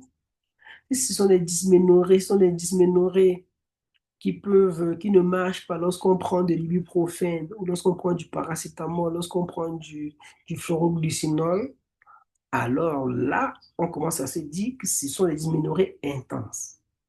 Et les patients qui me disent souvent qu'elles ont mal ou on doit les injecter le trabat pour soulager un peu. Là, ce sont des dysménorrhées intenses. À côté, vous recherchez les dyspareunies profondes. Les patients qui vont dire qu'au cours du rapport sexuel, la douleur ne se fait pas lorsque le mari pénètre. La douleur va se faire au cours de l'acte sexuel à proprement parler. Donc, lorsque ça va, boum, boum, boum, ça va faire atrocement mal. Ce qu'on appelle les dyspareunies profondes. Lorsque vous avez un patient qui vous dit que lorsqu'elle va à la selle, ça fait mal, c'est extrêmement douloureux, vous commencez, et surtout que ça fait souvent ça avec d'autres éléments, hein, dont règles douloureuses, dyspareunie profonde, douleur à la défécation. Souvent, ça se passe comme ça chaque mois, donc c'est pas tout le temps, ça se fait souvent par mois, une fois par mois en passant. Lorsqu'il y a des signes urinaires pareils, de temps en temps, lorsqu'il n'y a pas uriné, là, trop souvent mal et tout, mais après ça revient dans l'autre, et que ce soit une femme qui a du mal à concevoir. Si vous mettez, naturellement, si une femme a du mal à concevoir, c'est une femme qui a un projet de concevoir. Parce que ma patiente dont je vous ai parlé tout à l'heure, qui a une endométriose pulmonaire, n'a pas de projet de conception. Donc, chez elle, vous n'arriverez pas à dire que mon patient n'a pas d'infertilité, non. Donc, si vous avez ces éléments-là, vous pouvez poser le diagnostic sur le plan clinique et dire que cette patiente, elle a une endométriose, sans le risque de vous tromper, si vous avez ces éléments. Et donc, on précise, la haute autorité de la santé en France a précisé qu'il n'est pas nécessaire de chercher l'endométriose devant un patient qui a juste des dysménorrhées isolées, qui peut être contrôlé par une contraception hormonale et qui n'a aucun autre symptôme douloureux et si elle ne souhaite pas de grossesse immédiate. Ça veut dire quoi? Souvent, je vais en classe et vous dire que quelles sont les femmes ici qui ont des règles douloureuses? Beaucoup lèvent le doigt, ah, moi. Maintenant, on devrait dire, et parmi vous qui avez les règles douloureuses, est-ce que vous avez appris du paracétamol pendant vos règles? Oui. Est-ce que ça vous soulage? Oui. C'est bon, on n'a pas besoin de commencer à venir chez l'endométriose chez elle. Vous voyez? Vraiment, est-ce que quand vous avez un patient qui a des règles douloureuses, bon, madame, on va peut-être vous mettre sous pilule. On met les pilules. Après, les douleurs disparaissent. C'est bon, pas besoin de penser que c'est l'endométriose. Pas besoin de commencer à vouloir chercher plus que ça, depuis 2014. C'est pas l'endométriose. Pourquoi je dis que c'est l'endométriose? C'est une patiente qui a tous les autres éléments qu'on a vus plus haut. Alors, quelles peuvent être les complications de l'endométriose? Les complications peuvent être des douleurs chroniques à cause des adhérences que cela va créer. Et ce sont des douleurs qui peuvent altérer la qualité de la vie de la patiente. Je vous ai parlé qu'il y a des fois qu'il y a des patients qui ont tellement mal au point où on doit leur faire des celio-douleurs. On doit faire une stéréoscopie pour aller libérer les adhérences pour qu'elles se sentent mieux. Parce qu'elle a tellement mal, tout est tellement collé, au point où on est obligé de dire, bon, on se lance avec des adhérences. Avec une stéréoscopie, on part, on libère quelques adhérences, et là, la douleur, ça passe, parce que tout est collé. Une autre complication fréquente, c'est l'infertilité. Je vous expliquer les deux grands mécanismes par lesquels l'endométriose peut entraîner une infertilité. Je vous ai dit, ça peut être par des adhérences et l'altération de la trompe. Ça peut être à cause des dyspareunies qui entraînent l'éviction des rapports sexuels. D'autres complications, ça peut être des kystes ovariens avec des kystes endométriosiques qui sont très douloureux. Les kystes endométrioses, c'est encore ce qu'on appelle l'endométrium. Il faut savoir à chaque fois, je vous ai toujours dit, quand vous demandez, quand vous prescrivez un examen, le, c'est vous qui savez ce que vous cherchez. Moi, je reçois une patiente en consultation. Elle me dit qu'elle a des règles douloureuses très intenses. Elle a des dyspareunies. Elle a tout ceci. Moi, je demande que bon, on fait une échographie chez elle. Elle s'en va faire une échographie et le mec me dit, oui, bon, c'est une patiente qui a des kystes. Il a dit que quoi? Elle avait des kystes. Oh, des kystes dermoïdes. Voilà. Il me dit qu'il a des kystes d'alu dermoïdes. Donc, les kystes dermoïdes, c'est un kyste dans lequel il y a les cheveux, tout ce que vous voulez. Mais comme moi, je sais le tableau que j'ai de ma patiente, j'ai couru, je lui ai dit non, c'est pas un kyste dermoïde, ce sont des kystes endométriosés. C'est pour ça que cette dame, elle a mal. Donc, c'est pas des... Puisque vous avez examiné la patiente, et faites-le toujours avant d'envoyer vos patientes, faites des examens, sinon on va vous raconter des conneries après. Et il s'agit donc des kystes qui peuvent justement provoquer des douleurs pelviennes et même affecter la fonction ovarienne, parce que ça peut détruire carrément la structure de l'ovaire. On peut avoir une rétroversion de l'utérus à cause des adhérences. Parce que le mec, il balance des substances. Le sang c'est comme de la colle dans le ventre. Ça colle. Du coup, il y a de l'endométriose, ça peut prendre votre utérus à l'inverse de l'autre côté. Et ça, c'est très douloureux, je peux vous garantir. À côté, vous avez des lésions et même des adhérences avec des implants d'endomètre qui peuvent causer des lésions et des adhérences dans la cavité pelvienne. Ces adhérences pouvant entraîner des douleurs et affecter le bon fonctionnement des organes pelviens. On peut avoir d'autres complications comme le syndrome de l'intestin irritable. Si vous avez des nodules endométriosiques dans les intestins et que ça saigne tous les mois, vous imaginez bien que ça va créer d'autres inflammations au niveau de l'intestin. Ça peut être des dyspareunies, ça on l'a déjà dit, avec des nodules, des kystes endométriosiques, des nodules utérosacrés, avec des adhérences qui entraînent une inversion utérine. Il y a beaucoup de trucs comme ça qui peuvent entraîner des dyspareunies. Je vous dis, il y a des patients qui arrêtent, hein, elles me disent, je ne peux plus supporter. Elles arrêtent les rapports sexuels parce que ça fait atrocement mal à ce point. Vous êtes en train de dire, ah bon, mais juste ça, ah oui, mais elles en souffrent vraiment. C'est ça, c'est souvent un gros souci comme ça. Il faut donc savoir comprendre tout ça pour, n'est-ce pas, améliorer et accompagner les patientes après.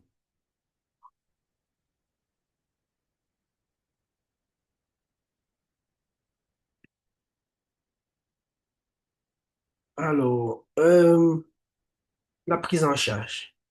La prise en charge également, je vais ici vous donner la prise en charge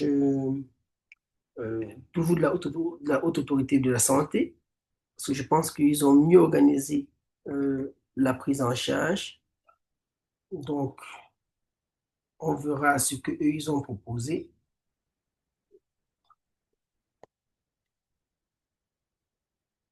Un petit instant, s'il vous plaît.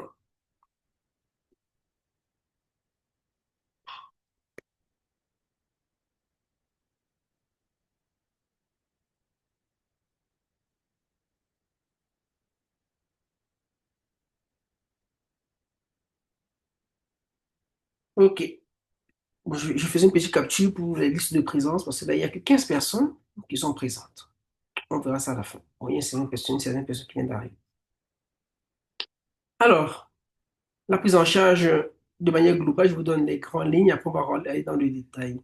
La prise en charge de l'endométriose inclut l'utilisation des analgésiques, notamment des médicaments analgésiques comme les anti-inflammatoires non stéroïdiens, qui peuvent être prescrits pour soulager la douleur associée à l'endométriose.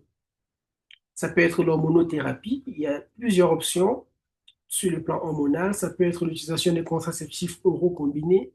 Ça peut être l'utilisation des microprogestatifs. Ça peut être l'utilisation des agonistes de la GnRH. OK, ça, on l'a déjà dit.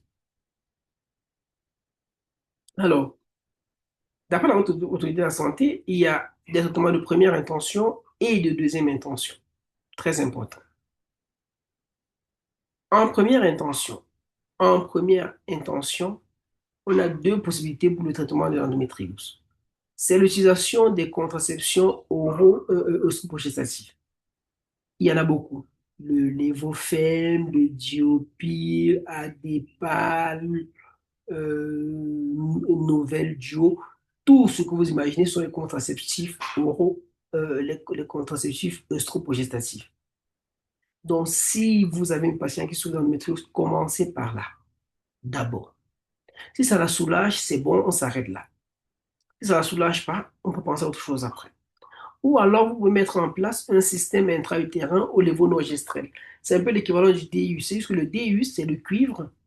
Donc, comme c'est le cuivre qui agit par d'un dispositif intra-utérin, à côté, lorsqu'on a un truc qui, c'est comme le DU, c'est un DU si vous voulez, mais comme il contient des hormones, il devient médicament. C'est pour ça qu'on parle d'un système intra-utérin. C'est exactement comme le DU, sauf que lui il libère les hormones et contient du levonorgestrel à 52 mg.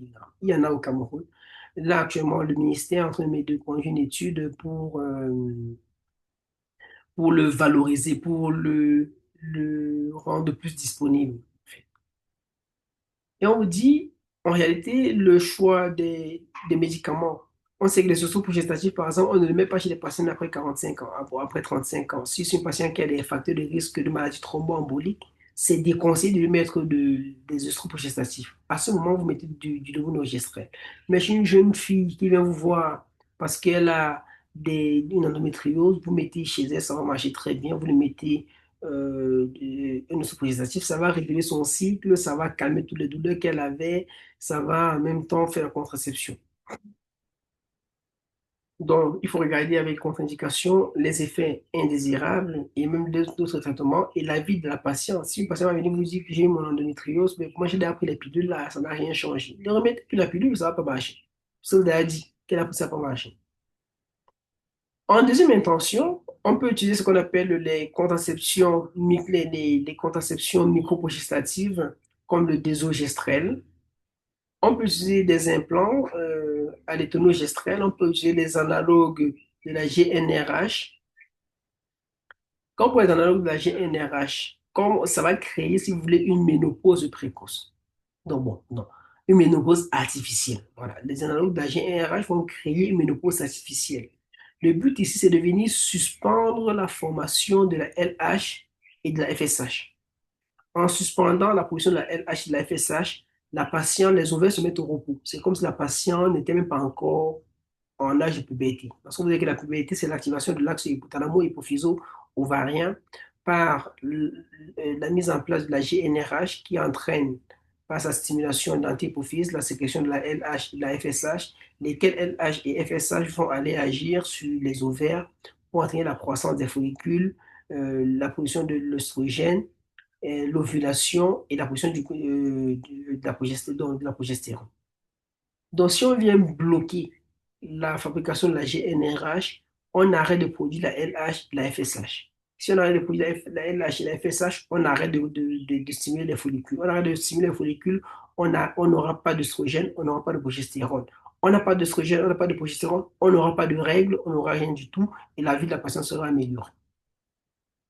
Sauf qu'à ce moment, il faut penser à apporter un peu d'oestrogène à la patiente. Sinon, vous créez une ménopause chez elle.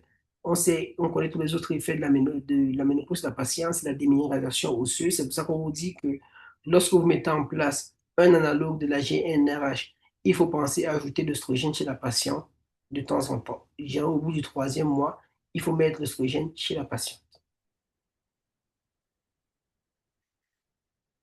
Alors, on peut également associer la chirurgie à l'endométriose, je vous l'ai dit. C'est pour ça que j'ai été embêté que le patient qui suivait la patiente avec une endométriose pulmonaire, que lui, il disait à la patiente qu'il n'y a rien à faire, on va seulement continuer à faire les biopsies et les poncions tous les mois. J'étais un peu embêté par rapport à ça.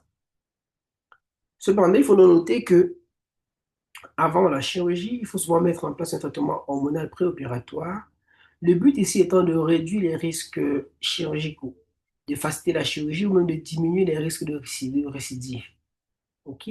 Et la plupart du temps, après la chirurgie, il faut voir ce que la patiente souhaite. La chirurgie, si c'est pour aller enlever les nodules, hein, si c'est une patiente qui a un kyste endométriose, on part, on fait on fait une cystoscopie, on s'en va vider le kyste endométriose. S'il y a des nodules sur les ligaments utérosacrés, on peut enlever les nodules en question. Donc, s'il y a des adhérences, on peut libérer et couper toutes les adhérences. On vous dit donc, tout va donc dépendre. La suite de la chirurgie va dépendre des souhaits de la patiente. Si la patiente vous dit qu'elle veut avoir une grossesse, à ce moment, chez elle, on va y mettre, on va utiliser les traitements de première intention. Ça peut être un oestrogestatif, ça peut être un système intra-utérin ou le levonorgestrel 52 mg. Le but ici étant de réduire les douleurs de l'endométriose et d'améliorer la qualité de la vie de la patiente. Cependant, si la patiente vous dit qu'elle ne souhaite pas concevoir tout de suite, vous mettez les analogues de la GnRH chez elle, tout simplement. Ça fait une grosse, on coupe au niveau central d'emblée. Donc c'est très important.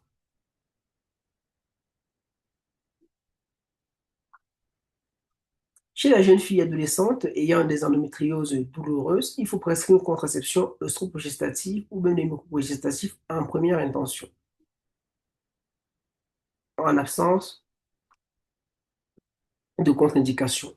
Bon, je vous ai dit, parce que je vous ai dit, chez la jeune fille, chez la jeune adolescente, on va faire en même temps la contraception avec. Donc, chez elle, on va mettre des œstroprogestatifs, des pilules œstroprogestatives.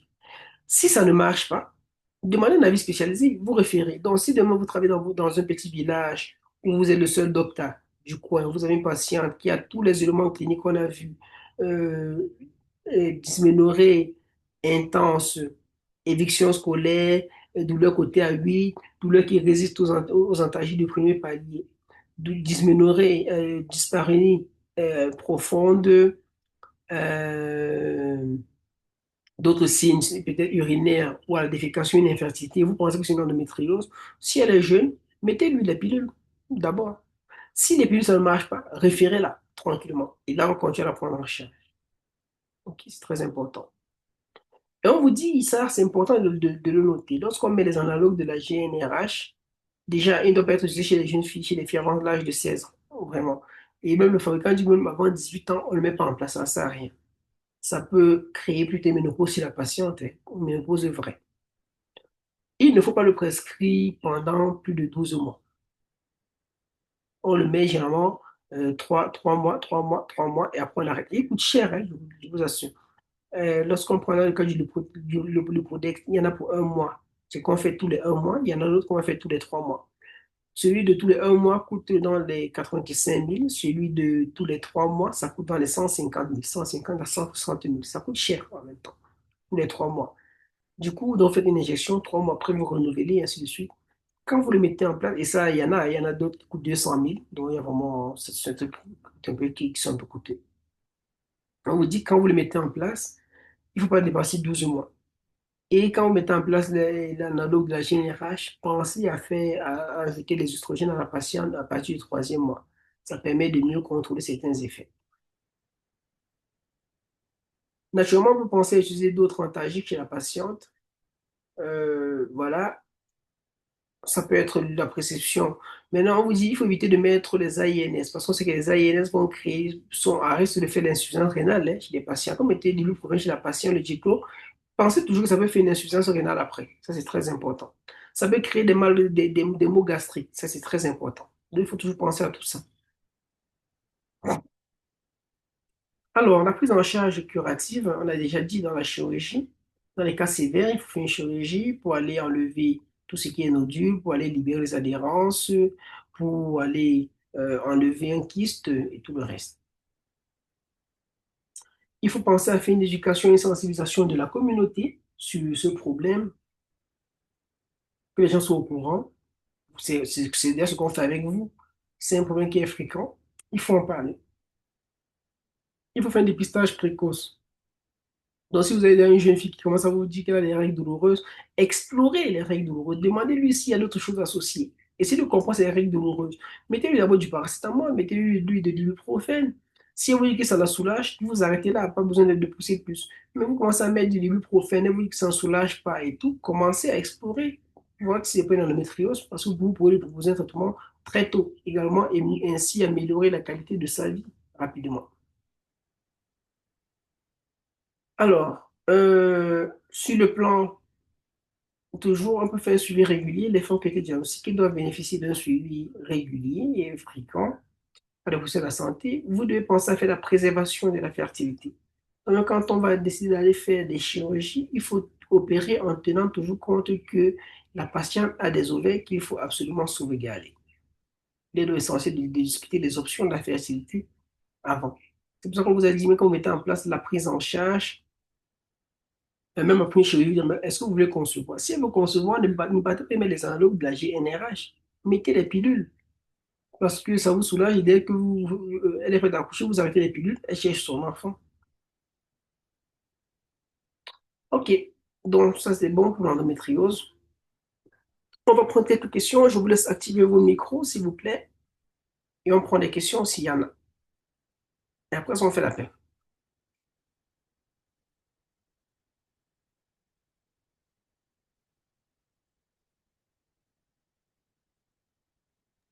Et alors, la parole est à vous. On vous écoute.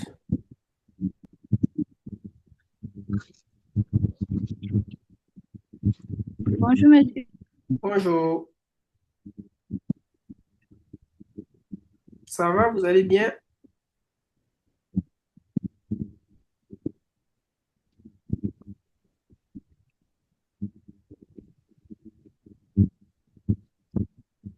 Monsieur, Oui?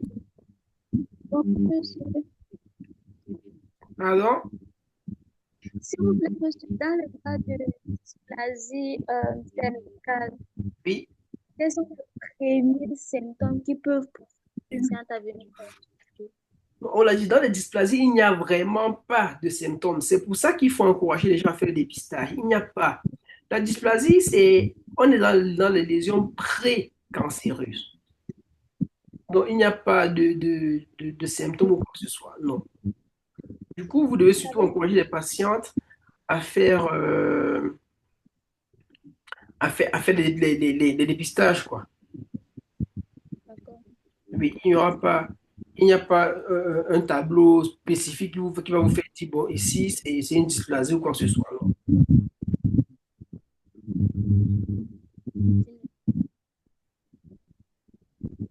Ouais, d'autres questions?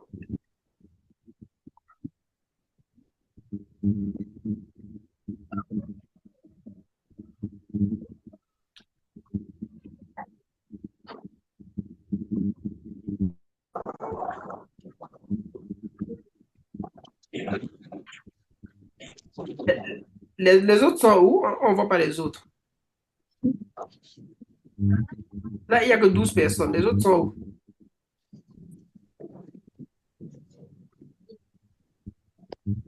C'est là. Pardon? Oui, allô? C'est là. D'accord. Je vois Didi. Monsieur, elle est présente.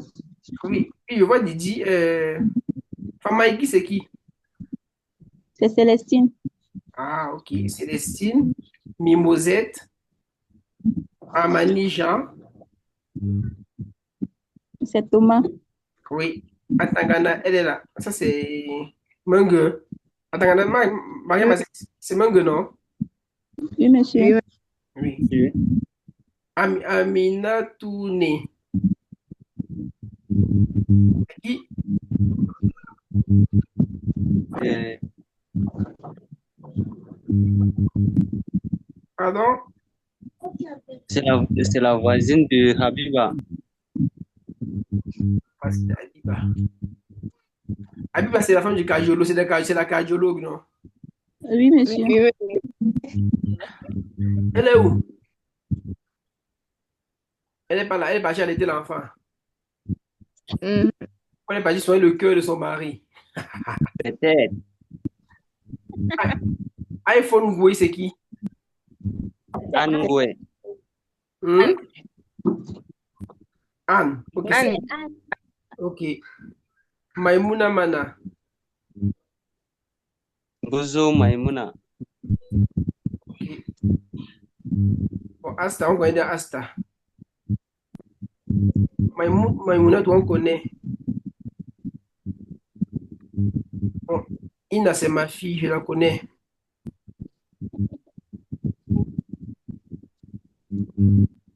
Alain n'est pas là.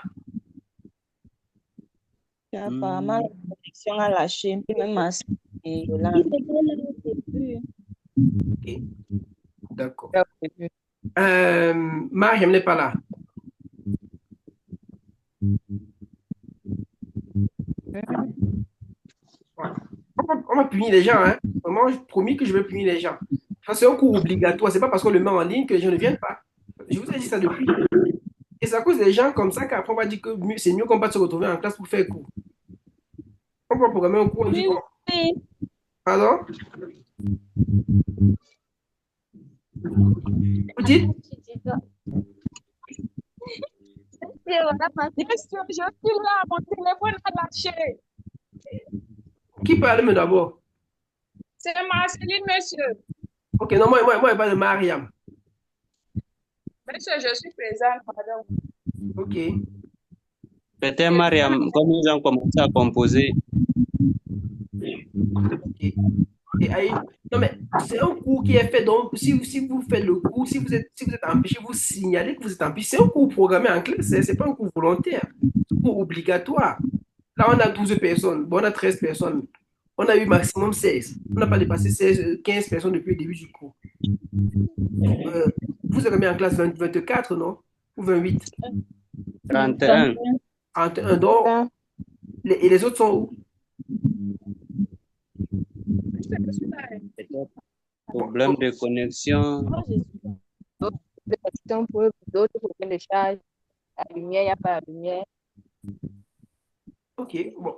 J'espère que les gens vont prendre disposition pour que, j'espère que les gens vont prendre disposition pour que à la deuxième partie du cours, tout ça soit corrigé. On aura une deuxième partie du cours. On le met à quelle heure? 19, entre 19 et 20. Non, madame, c'est trop tard. Trop tard, monsieur. Donc, je pense que ce sera peut-être entre 15 et 17 heures. 15, 17 heures. Ok. Oui. Monsieur, Ouais. monsieur, on a un problème de lumière. On a coupé la lumière et nos téléphones. Allez charger. Justement, c'est pour ça qu'on laisse le temps maintenant pour aller charger. En ville. Ah, ou des fois, on se retrouve en classe. Non, c'est pas lui, on se retrouve en classe. On fait cours. C'est tout. Non, monsieur. Hein? On va charger. Ah, ok. Ils vont charger. Mhm. Présent, non. Venez chez moi, il y a la lumière. Voilà. Et oh, Même monsieur au camp blanc, il y a la lumière. Monsieur, Oui. parlant du papillomavirus, comment il se manifeste chez l'homme? Ou il est juste porteur? Il est porteur. L'homme peut faire le cancer du pénis, il peut faire le cancer de l'anus après. Mais à la base, il est juste porteur, il le transmet. Monsieur, viens Pardon? mon téléphone. Je suis présente. Mon téléphone a vraiment lâché. C'est qui? C'est Marceline, monsieur. Il a suivi depuis l'homme Céline. Il a suivi. D'accord. Uh-huh. Monsieur, moi, Ouais, Aïcha. Aïcha était connectée, monsieur. Peut-être sa batterie a lâché. Ok. Allez, à tout à l'heure. On va faire le lien pour le prochain cours qui sera vers 15h30, je crois. Allez, à tout à l'heure. Ok, merci.